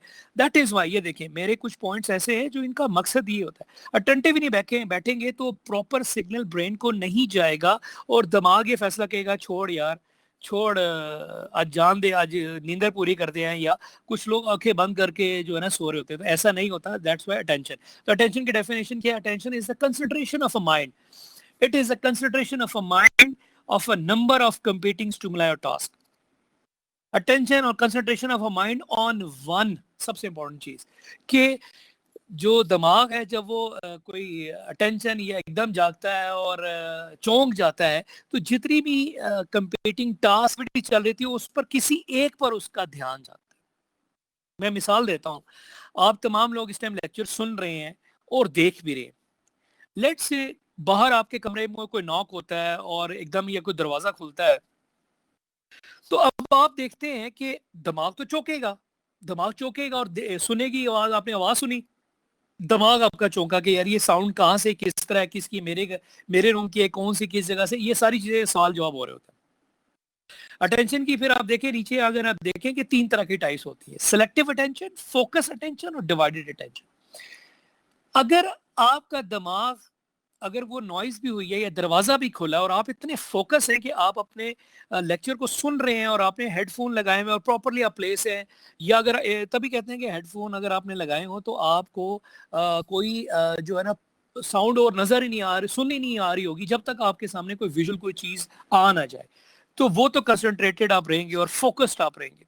सेलेक्टिव क्या होता है कि बंदा एकदम सोच रहा होता है कि फॉर एग्जांपल अगर घर में से कोई बाहर नॉक कर गया या कोई आ गया, किसी ने दरवाजा खोल दिया, कुछ बोल रहा है, तो अब आपका दिमाग ये सोच रहा होता है यार लेक्चर इंपॉर्टेंट है इस टाइम, या वो कोई इंपॉर्टेंट है, या कौन सी प्रायोरिटी इंपॉर्टेंट है। वो सेलेक्ट कर रहे होते हैं कि यार इस तरफ जाऊं या इस तरफ जाऊं। और जब आपका दिमाग किसी एक टास्क पे फैसला नहीं कर पा रहा, ये कॉग्निटिव की बात हो रही है, सारी चीज आपने परसीव कर लिया, परसीव क्या किया और उस पर आप क्या सोच रहे हैं और क्या उस पर डिसीजन ले रहे हैं। और डिवाइडेड का मतलब है you are not come up to the point, or you're not come up to the decision, or which action you're going to choose, or which step. ठीक है, तो selective it is clear and focus attention is clear. So out of number of competing tasks when you are listening a lecture, when delivering a lecture, I am focused myself. I am completely focused on my lecture right eight this moment. ठीक है, मैं lecture को deliver कर रहा हूँ, मैं express अच्छी तरह कर रहा हूँ, मैं फुल पैशन से लेक्चर डिलीवर कर रहा हूँ, मैं लाइव नीचे देख भी रहा हूँ कि प्रॉपर जब मैं लेक्चर को डिलीवर कर रहा हूँ तो साथ साथ वॉइस स्ट्रीमिंग का मुझे सिग्नल भी आ रहा होता है, और विजुअल जब सामने आ रहा है तो जो ही विजुअल ले मेरा कनेक्शन, मेरी तरफ से अगर कोई डिस्कनेक्शन होता है तो मुझे सामने आ जाएगा और फिर मैं इसको दोबारा कनेक्ट करूंगा। So I am pretty clear, I am much focused at this moment और to deliver this lecture of human information processing model to my students. So right now फिर आपको भी ये सोचना है, फोकस होने के लिए पहले आपको भी स्टेप्स करने, ये नहीं कि एक आपने चूज, आपने माइंड को फोकस करना है, आपने प्रोटोकॉल्स डिफाइन करने, अपने लिए बताना है और सबको बताने से होगा। ठीक है, आपने फिर अपनी जो भी इंटरैक्टिव डिवाइसेस है, देखिए इंटरैक्टिव डिवाइसेस आ गई, कैसे प्लेस किए हैं, कैसे उसको इंटरैक्ट किया है, कैसे कर रहे हैं। लेट से मैं अगर इसका कैमरे का एक पोजीशनिंग हटा देता हूँ और मैं लेट से कैमरे की पोजीशनिंग को मैं अगर इस तरह कर देता हूँ, आवाज तो आ रही है, मैं अगर लेक्चर डिलीवर कर रहा हूँ कि there are 3 types of attend mechanism which is selective, तो शायद मैं कोई जो जेस्चर से एक्सप्रेस कर रहा हूँ मे बी लोगों को ज्यादा सेटिस्फेक्शन आती है, या वो देख रहे हो लेक्चर सुन रहे हैं, या ऐसा भी हो सकता है कि अगर आप मुझे ना भी देखें, स्लाइड्स आपस में चल रही हो, तो वो भी एक अच्छा है। वो भी बात वक्त हम अपकमिंग लेक्चर में ऐसे कर सकते हैं कि मैं विजुअल स्क्रीन हटा दूं, फॉर एग्जांपल लेक्चर को स्लाइड को चलाऊं, लेट से अगर मैं भी करूंगा तो वो फिर इसमें फिर पाना शुरू हो जाएगा बीच में, तो इसलिए मैं अभी इसको कंटिन्यू इसी तरह करूंगा। नेक्स्ट टाइम कभी हम लेक्चर को इस तरह भी डिलीवर कर सकते हैं। फॉर एग्जाम्पल एक स्टूडेंट नबील जिस तरह इवनिंग में वो मुझे कह रहा था सर आपको देखे हुए ज़माना हो गया सर, अपनी शक्ल दिखा दे, तो फिर मैंने दूसरा लेक्चर लाइव भी लिया, एक प्री रिकॉर्डेड किया इवनिंग में HCI को, एक लाइव। तो बाज़ वक़्त आपका कुछ लेक्चर लाइव होगा, कुछ दूसरा कोई लेक्चर प्री रिकॉर्डेड हो सकता है, तो इट डिपेंड्स अपॉन। खुशकिस्मत है भाई आप, आपके दोनों लेक्चर्स मंडे और ट्यूसडे को हो रहे हैं, तो आपके लाइव ही लेक्चर हो रहे हैं। जो दूसरा इवनिंग में एक HCI का मेरा सेक्शन है, तो उनको मुझे एक प्री रिकॉर्डेड और उनके लिए भी मुझे एक लाइव लेक्चर लेना पड़ता है, ताकि वो भी उनसियत और मानूस हो जाए इस तरह के सिस्टम से, ये ना हो कि बस वो मुझे मारते रहें और रिकॉर्डेड लेक्चर कभी भी सुन लें। तो इसलिए live lecture double effort teacher को करना भी पड़ रही है अभी भी। आप ना समझिए कि यही लेक्चर उधर डिलीवर करना बड़ा मुश्किलात है। तो दिमाग जो है ना वो अटेंटिव हो जाता है, और अटेंटिव का मतलब है कि अटेंशन मैकेनिज्म जागता है कि क्या कंप्यूटर चल रही है, उसमें से अटेंशन किसी एक पर अगर आपने देनी है, तो फिर आप देखते हैं कि 3 तरह की अटेंशन की टाइप्स आ जाते हैं। सिलेक्टिव, तो अब डिपेंडिंग अपॉन कि आपका लेक्चर भी चल रहा है और दूसरी कोई टास्क अगर आई है तो उसकी प्रायोरिटी लेवल क्या है, क्या इस टाइम जो टास्क अगर आई है, कोई हर्डल आई है, कोई आपके पास बीच में कोई चीज आई है, तो वो लेक्चर से ज्यादा इंपॉर्टेंट। फॉर एग्जाम्पल CR साहब बैठे हुए हैं यहाँ पर, नौमान है, जब्बार है, या इवनिंग में जुबैर वगैरह है, तो अगर कोई आपको नॉक करता है और वालदा साहिबा नॉक करती हैं, घर वाले में से नॉक करती हैं, बेटा नौमान, बेटा जुबैर जाके दही तो ले और रोटियां तो ले आओ, तो फिर आप एकदम देखेंगे, चौंकेंगे और या इशारा कर देंगे, या थोड़ा सा लेक्चर पोस्ट सामने अपना साइड पे रख के और उनको कहेंगे कि अम्मा जी, मौजी, मामा, या मदर, या अम्मी, अम्मी जान, जैसे भी आप बुलाते हैं अपनी प्यारी अम्मा को, माएँ सबकी सांझी होती हैं। आप क्या कहेंगे कि मेरा लेक्चर इंपॉर्टेंट है। बाद आप जो जो फोकस नहीं होते, जिनका ध्यान था, वो कहते हैं ना रब करे झूठ होवे, पंजाबी विच एक टर्म होती, कहते हैं रब करे झूठ होवे, जरा जब उन्होंने मौका मिलता है वो नस जाते हैं। वो तो ऑनलाइन क्लासेस में आप जा भी सकते हैं। फॉर एग्जांपल आप देखें कि इसकी स्ट्रेंथ क्या है, 18 स्टूडेंट है, ये 15-16 रेगुलर है, तो आप देखेंगे इनके कल के लेक्चर में मैं इनके साथ क्या करता हूँ, तो बेफिक्र हो जाएं और कल देखें कल कैसे स्ट्रेंथ पूरी होती है। तो बेशुमार एक्टिविटी, ऑनलाइन टास्क है, क्विज है, कोई एक्टिविटी है, कल मैं लेक्चर ना लूँ, कोई क्विज पे लेता रहूँ, 1-2 क्विज कितने भी हो सकते हैं, कोई टास्क हो सकती है। तो जब एक क्विज की वेटेज 3-3, 2-2, 3-3, 4-4% होगी एक क्विज की, तो इनको ना नहीं याद आ जाएगी जो स्टूडेंट्स नहीं आ रहे। सो ठीक है, तो स्टूडेंट्स, टीचर भी बाजू का देखता है क्या एक्टिविटी चल रही है, किससे चल रही है, क्लास कैसे बिहेव कर रहा है। तो sorry to say you guys, 7th be you have disappointed me, आप स्ट्रेंथ प्रॉपर्ली नहीं दिखा रहे हो, ना लेक्चर को आ रहे हैं। मैं ग्रुप पे भी वॉइस नोट शेयर करूंगा, उसको तमाम अच्छी तरह सुनिएगा, देखना फिर तो टीचर के पास भी टैकल करने के तरीकेकार आ जाएंगे। तो इंशाल्लाह बेफिक्र हो। तो अटेंशन, कंसंट्रेशन ऑफ माइंड बड़ी अच्छी होनी चाहिए।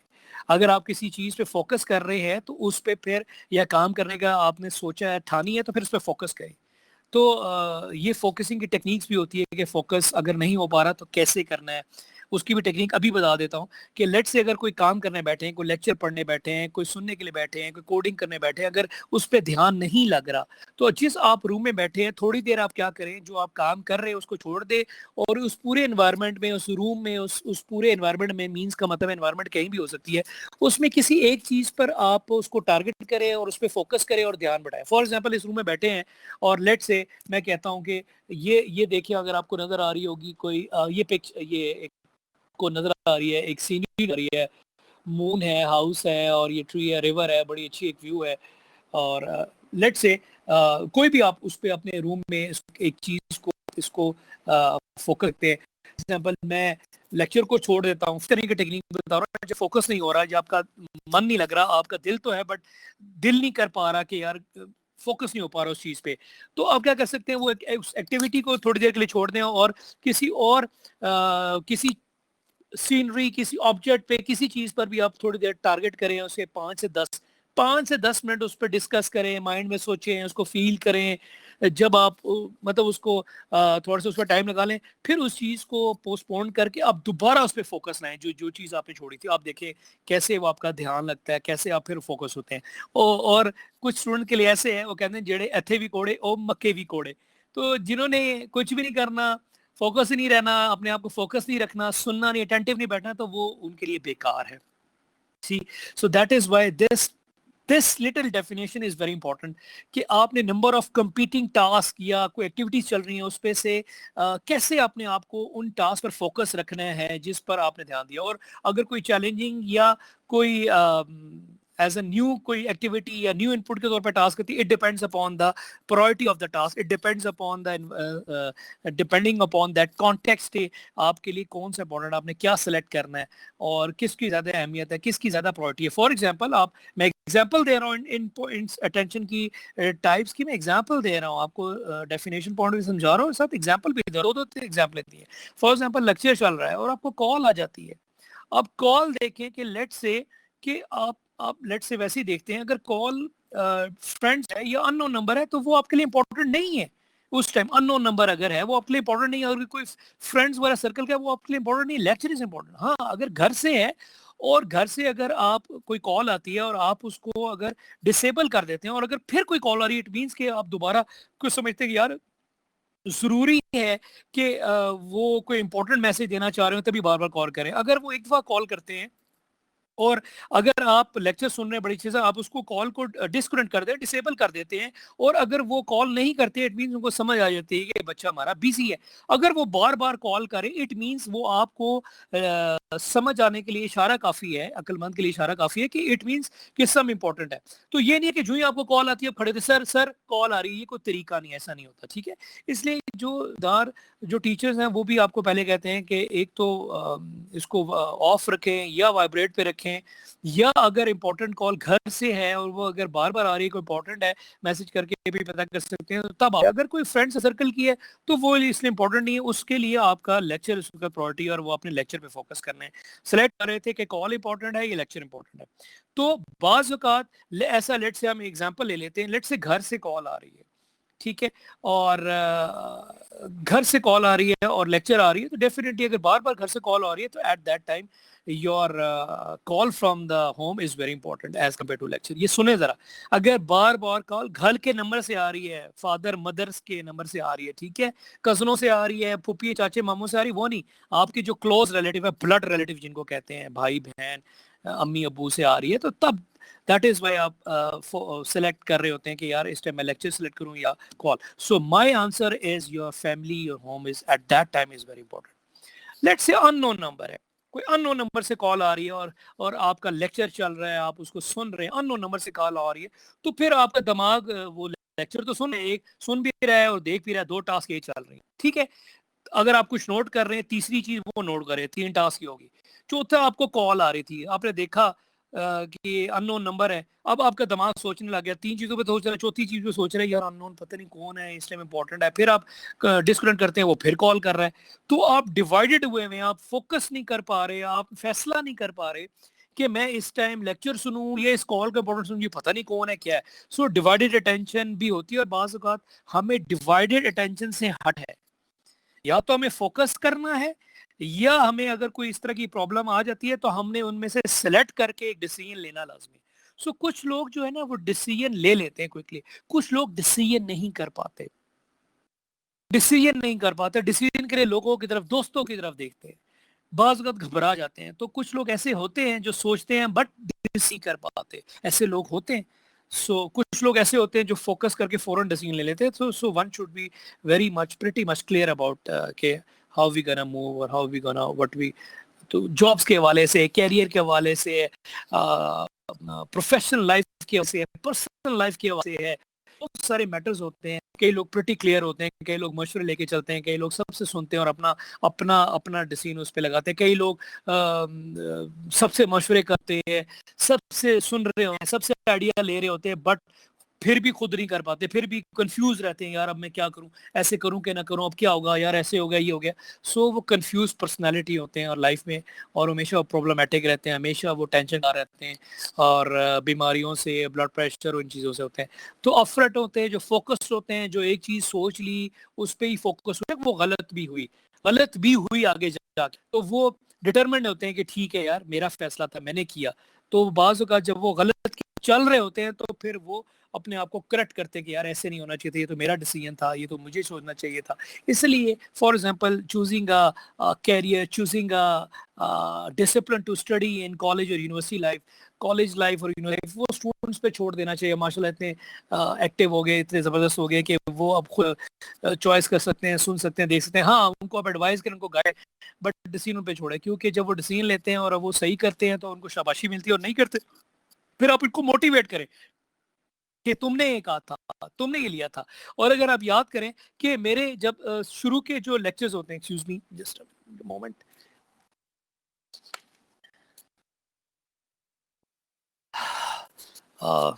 शुरू के अगर आप देखिए टीचर्स की कोई फर्स्ट लेक्चर होता है कोर्स ऑनलाइन, तो वो मेरी आदत ये होती है कि जब मैं क्लास का तारुफ दोबारा से पूछता हूँ, मेरे अगर पुराने स्टूडेंट्स भी हैं, वो उसकी कोई रीज़न है, उसकी रीज़न ये है कि जब मैं क्लास का तारुफ लेने लगता हूँ तो मैं अपना तारुफ कराने के बाद कुछ क्वेश्चन पूछता हूँ कि ये आप बताना है, ज़रा रिमाइंड कराता हूँ, क्योंकि सारे मेरे स्टूडेंट ज़रा सुनना कि क्यों टीचर ये कहता है, उसका क्या मकसद होता है उस बात के पीछे, वो सोच रहा होता है और वो क्या डेटा हासिल करके अपने डेटाबेस में, मेमोरी में, दिमाग में डालना चाहता है क्या। फॉर एग्जांपल पूछता हूँ नाम कि आपका इस सब्जेक्ट में क्या ग्रेड था, जो उस कोर्स से रेलिवेंट होता है। फॉर एग्जांपल मैंने सॉफ्टवेयर इंजीनियरिंग का कोर्स पढ़ाया, तो मैंने सवाल किया आप नाम बताएंगे, आपने प्रोग्रामिंग जो लेटेस्ट पढ़ी, ऑब्जेक्ट ओरिएंटेड प्रोग्रामिंग और विजुअल प्रोग्रामिंग आपने पढ़ी, उसमें क्या ग्रेड था, कोई प्रोजेक्ट आपने बनाया वो बताएं, आपकी प्रोग्रामिंग का लेवल क्या है, इंटरेस्ट है, क्यों सॉफ्टवेयर में स्पेशलाइजेशन को आपने सब्जेक्ट को चूज किया, क्या मेव है, क्या मोटिव है, क्या धक्के से आ रहे हैं, क्या किसी दोस्तों ने कहा कि तू भी आज, हम भी जा रहे हैं, क्या क्या खुद आपके कोई गोल थे। तो वो जब बच्चा बता रहा होता है तो टीचर हर एक स्टूडेंट जो है डेफिनेटली उसकी एक शख्सियत होती है, उसके विजुअल चीज के साथ, नाम तो याद नहीं रहते मगर शक्लें याद रहती हैं। बाज़ अवत मुझे कुछ वॉइस नोट पे प्रपोजल के डिस्कशन के बोल रहे हैं, और तो वो बाज़ का नाम से अगर याद नहीं रख पाता तो मैं मुझे अपने पिक्चर सेंड करो सो दैट मैं आई कि कौन से मेंबर हैं, और वो जब सामने आते हैं तो उनकी सारी हिस्ट्री मेरे सामने आ जाती है कि वो उनका लेवल क्या है, और वो टीचर भी अच्छा जानता होगा, स्टूडेंट अगर अपने आप को ना टीचर से ज़्यादा अच्छा जानता होगा कि उसका लेवल क्या है, उसका इंटरेस्ट क्या है, वो कितना अटेंटिव होता है, कितना जान मारता है उस सब्जेक्ट के लिए, कितना एफर्ट कर सकता है। प्रोजेक्ट कंप्लीट ना हो या हो जाए वो एक अलग चीज होती है, मगर वो student discipline behaviour point of view से तो ये बड़ा मैटर कर रहा होता है एक सुपरवाइजर के लिए, एक टीचर के लिए। तो फॉर एग्जांपल ये इंट्रोडक्टरी लेक्चर होता है, वो ये टीचर जब इन्फॉर्मेशन ले रहा होता है मेमोरी में डाल रहा होता है, अच्छा अच्छा इसने ये कहा था, इसका ये इंटरेस्ट है, इसने तो कहा था मुझे प्रोग्रामिंग बहुत पसंद है और मैं प्रोजेक्ट्स बनाऊंगा आगे, इस मिशन मैंने बड़े ख्वाब।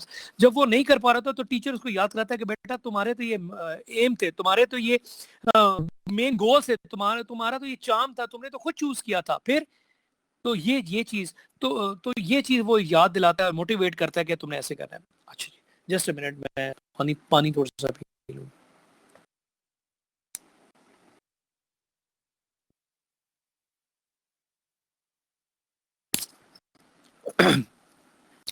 Thank you. आगे बढ़ते हैं कि जब इंफॉर्मेशन आ रही होती है, परसीव करते हैं और अटेंशन मैकेनिज्म जागता है, ये तसलसल से हम चाह रहे हैं देखें कैसे फिर at the end of the lecture के क्लोजिंग के वक्त हम उसको एक समरी पॉइंट ऑफ व्यू से इसको एक एक्सप्लेन करूंगा कि कैसे प्रोसेस होता है। जब हम परसीव करते हैं हमारा अटेंशन मैकेनिज्म जागता है, और इंसान का अटेंशन मैकेनिज्म जागता है और उसको एकदम चौंकता है कि यार क्या है ये रॉ और किससे क्लोटेड। फिर क्या होता है कि आपका जो डाटा है रॉ, वो एक एक बफर में, सेंसरी बफर हमने पढ़ा था, एक इनपुट है for the senses, sensory buffer में सेंसरी मेमोरी उसका एक टाइटल ले जाती है वो डाटा।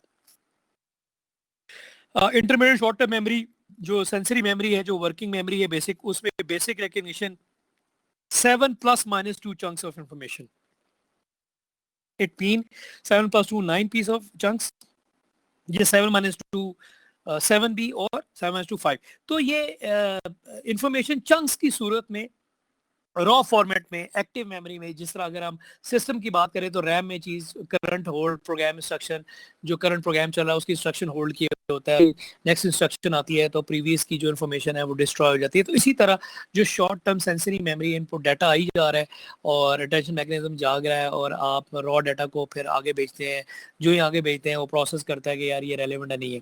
अब अगर आप नहीं बैठेंगे, आपका दिमाग अटेंशन मैकेनिज्म या फोकस होकर नहीं बैठेगा, तो जो जो इन्फॉर्मेशन है वो आपका दिमाग, आप खुली आंखों से देख रहे हैं, सुन रहे हैं, बट ये वो कहेगा ठीक है जान दो जान दो जान दो। तो सबसे पहले आपने अपने आप को अटेंटिव और फोकस ये रखना है कि हाँ मैं आज लेक्चर के लिए आया हूँ। सभी लोग लेक्चर के लिए आते हैं, मगर आधी आवाम लेक्चर के लिए आती है, आधी आवाम घूमने फिरने और चिल आउट के लिए आती है, ठीक है। तो अगर लेक्चर के लिए बैठे तो आपको अटेंटिव बैठना है, अटेंशन होके बैठना है, अपनी सारे जो भी आप लेक्चर सुनने के लिए जो भी आपको एक्सेसरीज रिक्वायर्ड है वो सामने आपके पास होनी चाहिए, रजिस्टर कॉपी पेन सारी चीज़ें, ये सब कुछ है। फिर आपके पास डिवाइसेस होनी चाहिए, लेक्चर होना चाहिए, और अगर आपके पास एक्सेसरी लैपटॉप एक्स्ट्रा है या डिवाइसेस हैं तो लेक्चर आप अपना करंटली जो लेक्चर है वो साइड पे वो भी चला रहे हैं, और इंटरेक्टिव माहौल में आप सुन भी रहे हैं, उसको अंडरस्टैंड कर रहे हैं और पॉइंट नोट कर रहे हैं स्लाइड बाय स्लाइड। और अच्छा ये होता है कि जितने भी लेक्चर्स हैं आप उनके प्रिंट आउट ले लें और आपके सामने वो रजिस्टर में वो लेक्चर्स हों, जो जो स्लाइड पे जहाँ टीचर को एग्जाम्पल प्रेजेंट करे, कोई सॉफ्टवेयर बताए, कोई आइडिया बताए या उसको एक्सप्लेन करे, उसी स्लाइड पे उसके नोट्स लिखते जाएं, या साइड पे एक एक्स्ट्रा ब्लैंक स्लाइड हो। फॉर एग्जांपल एक ऐसा प्रिंट भी ले सकते हैं कि जो 6 स्लाइड हो बट 3 स्लाइड्स हो, और 3 स्लाइड्स पे साइड पे जो 3 स्लाइड्स हैं वो ओपन हो, यानी ब्लैंक हो, आप उस नोट कर सकते हो उस स्लाइड से रेलेवेंट, क्योंकि हर टीचर हर स्लाइड पे एग्जाम्पल या उसकी एक्सप्लेनेशन दे रहा है, ठीक है। तो वो आप उसमें कुछ पॉइंट या कोई इंपॉर्टेंट हेडिंग या कोई कुछ चीज नोट करते हैं। फॉर एग्जांपल जो इन्फॉर्मेशन आती है वो चलती है, और लेट्स से इन्फॉर्मेशन इस तरह की, फॉर एग्जांपल 2115624249 और अगर ये स्लाइड, अगर आपके पास ये पीस ऑफ इंफॉर्मेशन है, और अब सब लोग जो है नीचे वाले पॉइंट को छोड़ दें, अब सब लोग इसको रटे लगाएंगे। अगर मैं 10 सेकंड तो छोड़े हैं, मिनट 2 मिनट बाद ही पूछूं, आधियों को ये याद रहेगी, आधियों को भूल जाएगी। फिर मैं आधे लेक्चर के बाद पूछूं, आधे में से आधों को याद रहेगी, आधों को भूल जाएगी। फिर लेक्चर के में पूछूं, इक्का दुक्का लोगों को याद रहेगी, और बाकी सब कहेंगे सर वो तो भूल गया, आगे कोई चीज पूछ लें, हम इसको याद कर लेंगे। मगर अगर आप इसको, इस इंफॉर्मेशन को कैसे आप इसको टैकल टैकल करना और कैसे ऑर्गेनाइज करके अपने डाटा में लेके जाएंगे, अभी ये लेकर नहीं गए। तो जिस तरह वो एक आपने मैथमेटिक्स का फार्मूला जिसने बनाया, आपने नहीं, सबने बनाया था, जिस किसी ने बनाया, जीनियस ने, some people have curly brown hair through proper brushing. तो some people have perpendicular hypotenuse sine है, इसी तरह कोसिकेंड इसका उल्टा कर दे, सीकेंड है, साइन कोसाइन है, सीकेंड है, फिर कोसिकेंड आ जाता उल्टा, curly brown, some people have curly brown hair, curly cosecant brown hair base our hypotenuse. तो ये उल्टा कर रहे हैं थ्रू प्रॉपर ब्रशिंग, टेंजेंट है प्रॉपर ब्रशिंग, परपेंडिकुलर और टेंजेंट इसका उल्टा।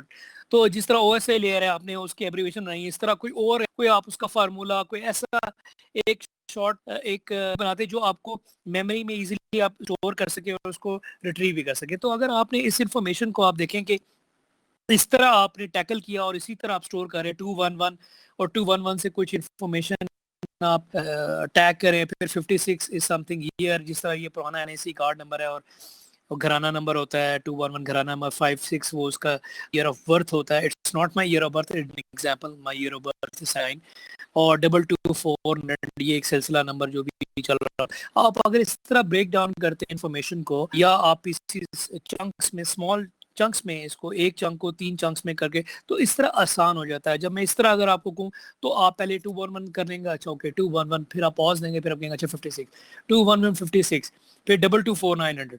अब अगर आप इस तरह याद करें 21156 वो पे लगाएंगे, तो ये तो भी सिर्फ इस तरह की सिर्फ एक न्यूमेरिक फिगर है। अगर लेट्स से अब जाके एक पैराग्राफ दिया जाए, वो कैसे स्टोर करेंगे? कई लोग जो है उसके आगे रट्टे, मैं फॉर एग्जांपल ये मैं आपको नेक्स्ट स्लाइड जा रहा हूँ,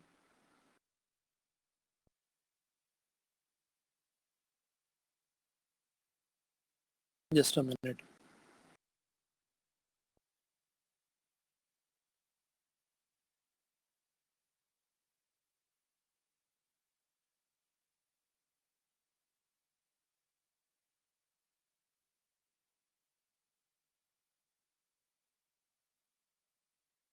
ये पैराग्राफ है। अब जिस तरह वो नोट्स लिखे हैं या बुक्स के हेडों पे कुछ और लोग रटे लगा रहे होते हैं, even in the blistering heat people rose to their feet, अब लोग इस लगा रहे हैं रटे, even in the blistering heat people rose to their feet. और भाई रट्टे नहीं लगाने, अगर इस तरह की पैराग्राफ में चीज दी जाती है तो आप इसकी भी टेक्निक मैं अभी बताऊंगा वक्त आने पर, कि कैसे इसमें से पॉइंट्स निकालने, कैसे इसको सीक्वेंस में लिखना है और कैसे इसको लोग याद रखते हैं, या उसको रट्टे लगा के करेंगे। और किसी का रट्टा भूल गया और वो पहले वो एग्जाम में आप देख रहे होते हैं, वो पहले वर्ड की तलाश में बैठा होता है, यार पहला वर्ड क्या था, even in the, oh even से याद है, वो रट्टा शुरू हो गया, इवन इन द ब्लिस्टिंग। अब इवन ही याद नहीं है तो वो आगे कुछ भी नहीं होगा। तो ये इस तरह नहीं करना होता, इसमें लाजमी नहीं है कि अगर आपको नहीं याद आ रहा तो क्या होगा। तो ये देख रहे थे कि हमारे पास जो रॉ डाटा होता है वो चंक्स की फॉर्मेट में होता है, 7+ या -2 चंक्स होते हैं। उसको कैसे अगर आपने आगे पास ऑन करना है, या उसको कैसे थोड़ा सा कैटेगराइज सब चंक्स में करना है, और वो कैसे मेमोरी में इजीली फिर आप उसको ऑर्गेनाइज करके रखेंगे और आगे इसको कैसे इंटरप्रेट करेंगे, ये बड़ा इंपॉर्टेंट है। फॉर एग्जाम्पल ये जो कैपेसिटी थी 7 चंक्स है मैक्सिमम, तो एक एवरेज के तौर पे, तो मिनिमम 5 to 9 चंक्स भी है। डिके टाइम अब देखिए 7 सेकंड से एवरेज के तौर पे लिखा हुआ है, मगर मिनिमम या लोअर लिमिट है 5 सेकंड और मैक्सिमम 226 सेकंड, यानी 226 को डिवाइड बाय 60 सेकंड करें तो वो आपको कितने मिनट और कितने सेकंड आ जाएंगे, आपके सामने आ जाएगा। डिके टाइम यानी इतने टाइम के बाद वो इन्फॉर्मेशन डिस्ट्रॉय होना शुरू हुई थी। डिके का मतलब है इन्फॉर्मेशन लॉस्ट होना, डिस्ट्रॉय होना। एवरेज लिखा कि 7 सेकंड के बाद इंफॉर्मेशन जाया होना शुरू हो जाती है। जो आपको नेक्स्ट स्लाइड देख रहे हैं, मैं आगे चलता जाऊंगा, पीछे बाज का लोग भूल चुके होंगे। तो दैट इज व्हाई आपने भूलना नहीं, आपने थोड़ा सा टेंशन रखना है। पिछले स्लाइड पे जाके आप उसके रट्टे लगाते रहे, मगर आपने देखना है कि अच्छा ये हमने पढ़ लिया, अच्छा इसमें ये काम की बात है, तो ध्यान में भी दिमाग में रखना है। सारी इन्फॉर्मेशन नहीं, मगर कुछ ना कुछ तो रखनी है। That is why upcoming lecture या नेक्स्ट लेक्चर में बात कर ये भी हो सकता है कि क्विज जो करंटली मैंने कोई चीजें पढ़ाई है, मैंने एग्जांपल विजुअल प्रोसेस पढ़ाए थे, अब 5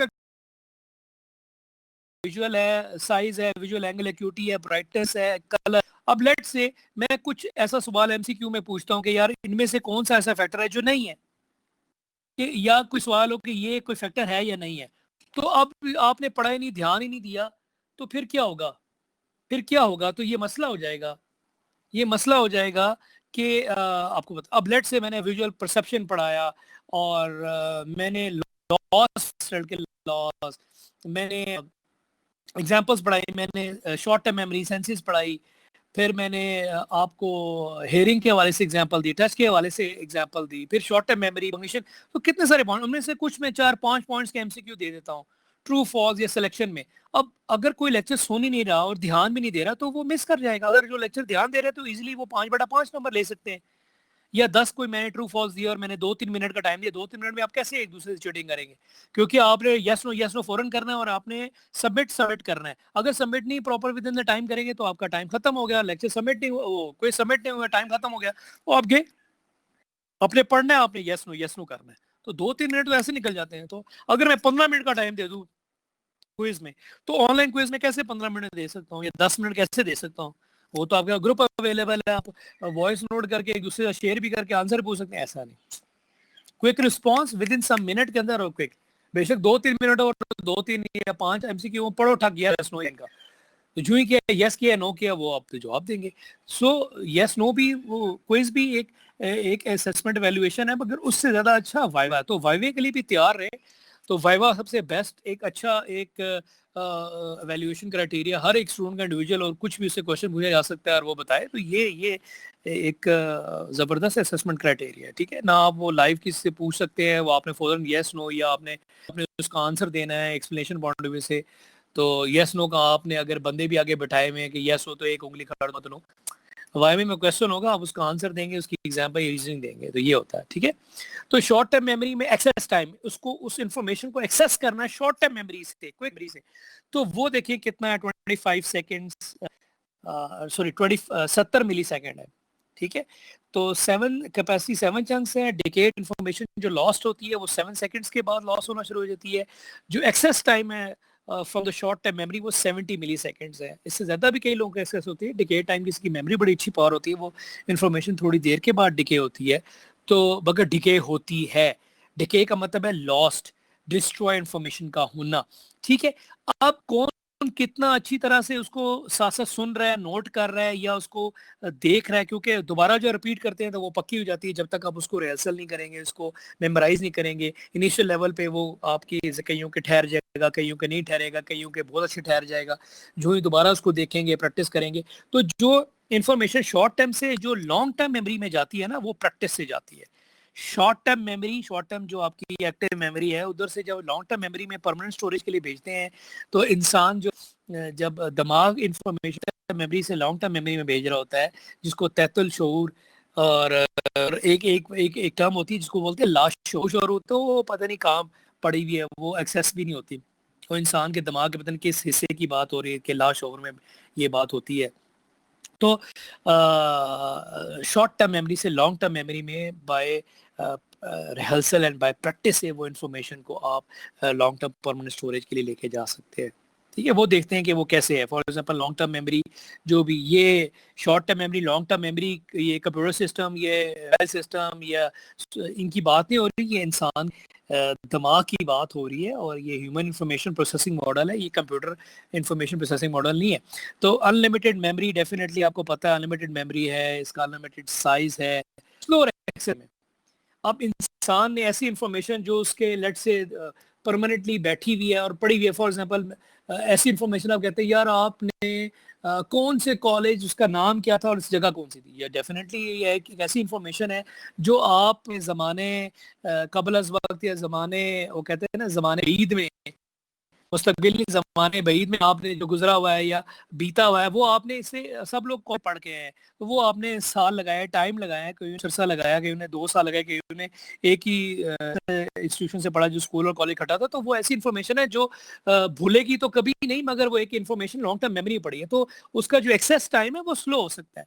तो जो short term memory, for example अभी आप 7th सेमेस्टर में, मैं अभी कहता हूँ कि यार अपने पिछला टॉपिक क्या, कौन सा वो HCI का क्या टॉपिक पढ़ा, तो ये अब आपने अभी पिछले वीक पढ़ा है, तो ये आप फटाफट एक्सेस कर लेंगे, यार सर हमने पिछले वीक HCI का इंट्रोडक्शन पढ़ा, डिफरेंट डेफिनेशन हम कहेंगे, बिल्कुल जबरदस्त। मैं कहता हूँ यार आज के लेक्चर से पहले इस चैप्टर में मेन टॉपिक हमने क्या पढ़ा था, तो आप कहेंगे ह्यूमन इंफॉर्मेशन प्रोसेसिंग मॉडल, जो मॉडल था हमने वो डिस्कस किया था विद एग्जाम्पल। तो ये जो आपने जो क्विकली अभी पीछे पड़ा है, तो ये शॉर्ट टर्म मेमोरी पड़ा होगा। अब आपने इसको, अगर किसी स्टूडेंट ने उस लेक्चर को वीकेंड पे रिवाइज नहीं किया, वो टॉपिक नोट नहीं किया, उसकी एग्जांपल दोहराई नहीं, तो वो शॉर्ट टर्म मेमोरी कईयों के लॉस्ट होना शुरू हो जाएगा। शॉर्ट टर्म मेमोरी में तो वो लॉन्ग टर्म मेमोरी में भी नहीं जाएगा, वो शॉर्ट टर्म मेमोरी में तो है होगा ही नहीं, क्योंकि शॉर्ट टर्म मेमोरी में आज के टॉपिक चल रहे हैं, और आज के टॉपिक से मतलब अभी जो मैं पढ़ रहा हूँ जिस तरह वो इसका होता है, तो वो लॉन्ग टर्म मेमोरी में भी स्टोर नहीं होगा।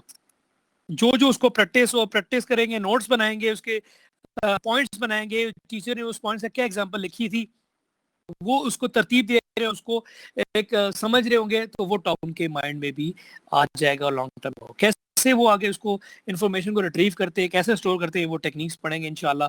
लिटिल डिके है, लॉन्ग टर्म मेमोरी में जब जो इन्फॉर्मेशन आ जाती है, तो उसकी इन्फॉर्मेशन लॉस्ट होने का खदशा कम होता है। हाँ, वो इन्फॉर्मेशन आप इस्तेमाल ही नहीं करते, उसको यूटिलाइज ही नहीं करते, कभी याद नहीं करते, कहते हैं तभी मेमोरीज में, यादों में उन चीज़ों को याद है, तभी आप कहते हैं कि हमारे कॉलेज के फ्रेंड्स या उनका ग्रुप या स्कूल लेवल के ग्रुप से ये चीज़ें या मेमोरीज आप डायरी लिखते हैं या फ्रेंड्स के साथ शेयर करते हैं, तो ये चीज़ें चलती रहनी चाहिए और लाइफ में वो चीज़ें आपकी सारी एक्टिव होती हैं।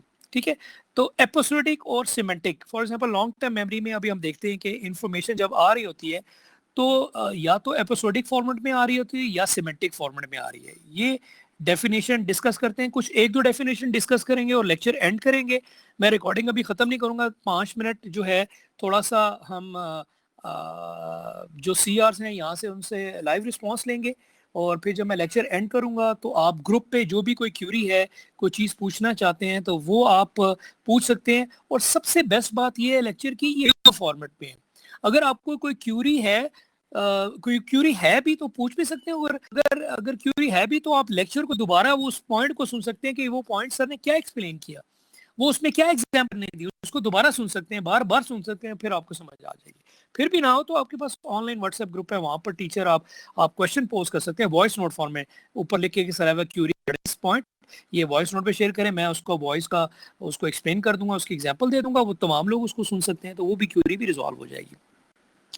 तो लॉन्ग टर्म मेमोरी में दो तरीके से इंफॉर्मेशन लॉन्ग टर्म मेमोरी में स्टोर हो रही होती है, या तो एपिसोडिक होती है या सिमेंटिक। इसका लफ्जी मतलब क्या है? एपिसोडिक होती है ये किस्तवार, सिलसिलावार, जिस तरह आप कोई ड्रामा या मूवीज देख रहे होते हैं या सीजन्स देख रहे हैं, और वो एपिसोडिक सिलसिलावार चल रहा था, और हर सिलसिले का हर किस्त का जब अगला एक सेक्शन आ जाता है, तो पिछले को थोड़ा सा वो एक लिंक नोट से रिवाइज करते हैं और थोड़ा सा आगे लेके चलते हैं, और जब भी किस्त आप ये लेके चले, तो वो उस किस्त नंबर 6 में क्या हुआ, जो ही 6 भी हुआ तो 6 का वो सारा सेशन चल जोड़ता है। तो उसका एक प्रॉपर एक response, events and experience in a serial form we can reconstruct the actual events.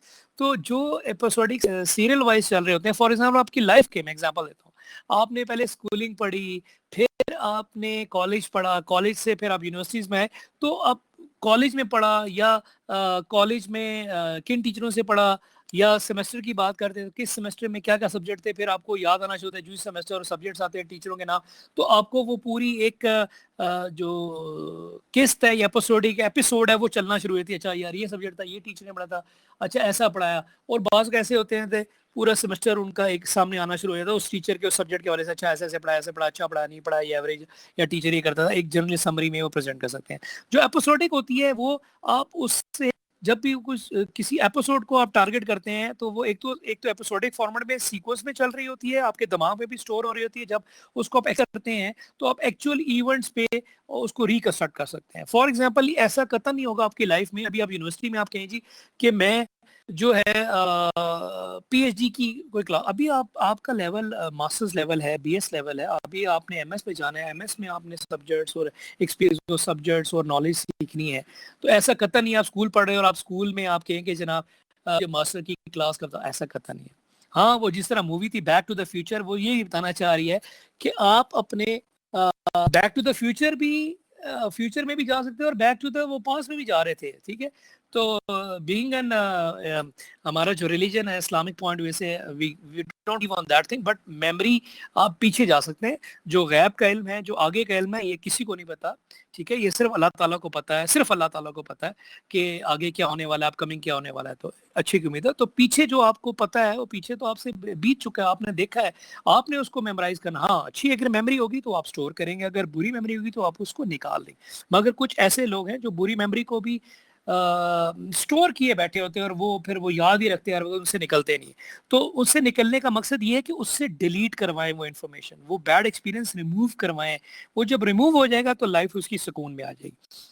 तो लॉन्ग टर्म जो मेमोरी है वो एपिसोडिक फॉर्मेट में है और वो सिमेंटिक फॉर्मेट में। एपिसोडिक होता है in serial wise, in episode wise, in experience actual, in sequence wise, ठीक है। तो उसको रिकंस्ट्रक्ट करता है। फॉर एग्जांपल जिस तरह हम कहते हैं पॉइंटर्स हैं, तो वो नेक्स्ट जो नोड है वो let's say A B C D है, तो ए पॉइंट कर रहा है बी की और पॉइंट कर रहा है सी सी डी पे। और अगर हमने सर्कुलर क्यू करनी है, ये क्यू थी, तो क्यू डी ऑटोमेटिकली ए को होल्ड कर रहा है, तो ये एक सर्कुलर क्यू बन जाती है। तो वो एक तसलसल है जो एक लेके चल रहा होता है।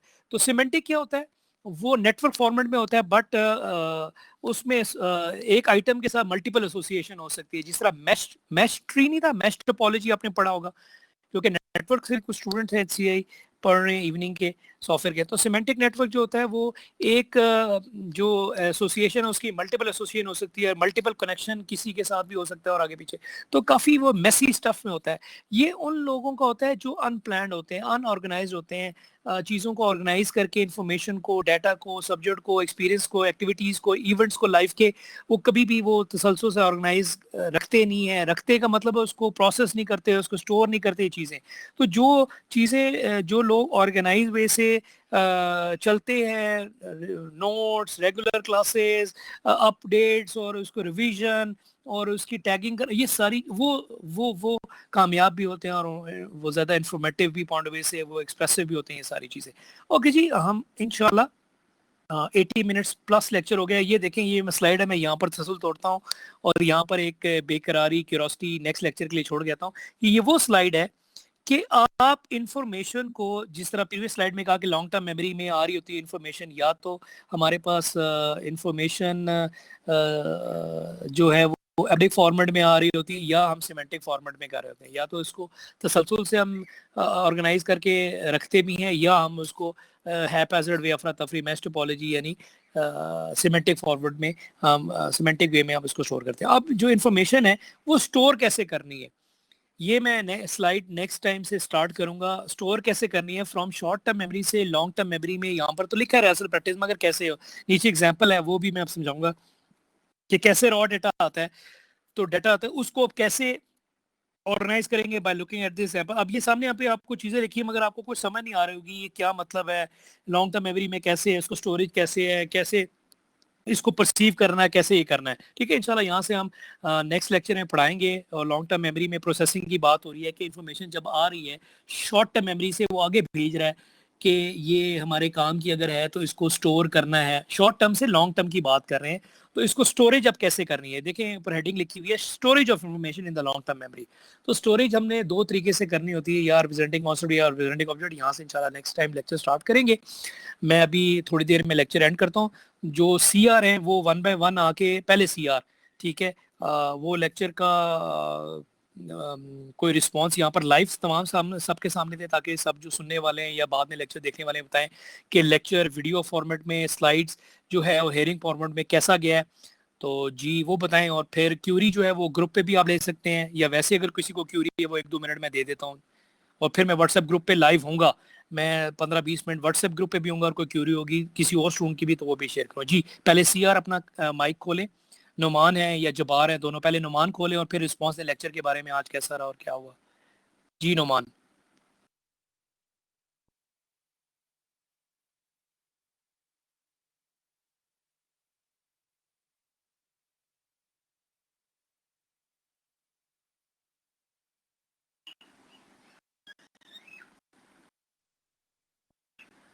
जी नुमान, नुमान सती, जबार तो मैं देख रहा हूँ कोई नहीं आए, और नुमान सती CR रिस्पॉन्स दें लेक्चर का जो भी हुआ, या कोई और आ जाए, असद आ जाए। कैसा रहा लेक्चर? जी सर, आवाज भी क्लियर थी और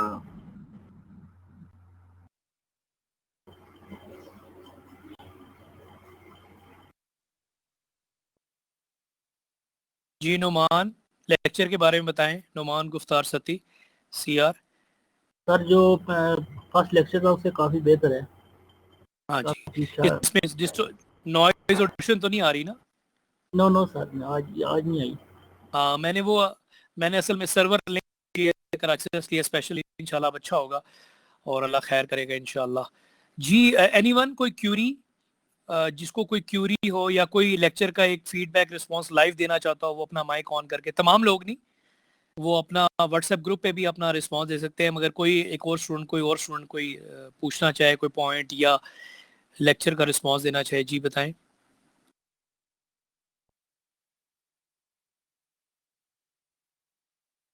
हेलो एनीवन?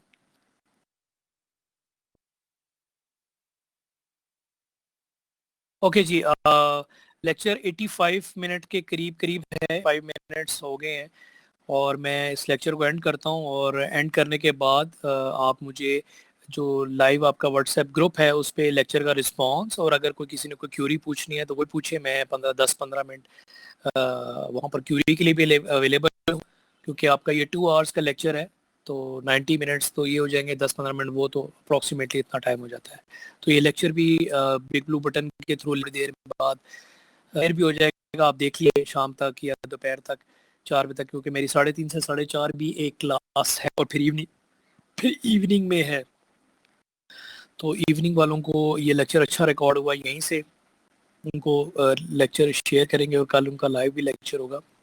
तो मैं यहाँ पर लेक्चर एंड करता हूँ, इसको पहले रिकॉर्डिंग एंड करता हूँ।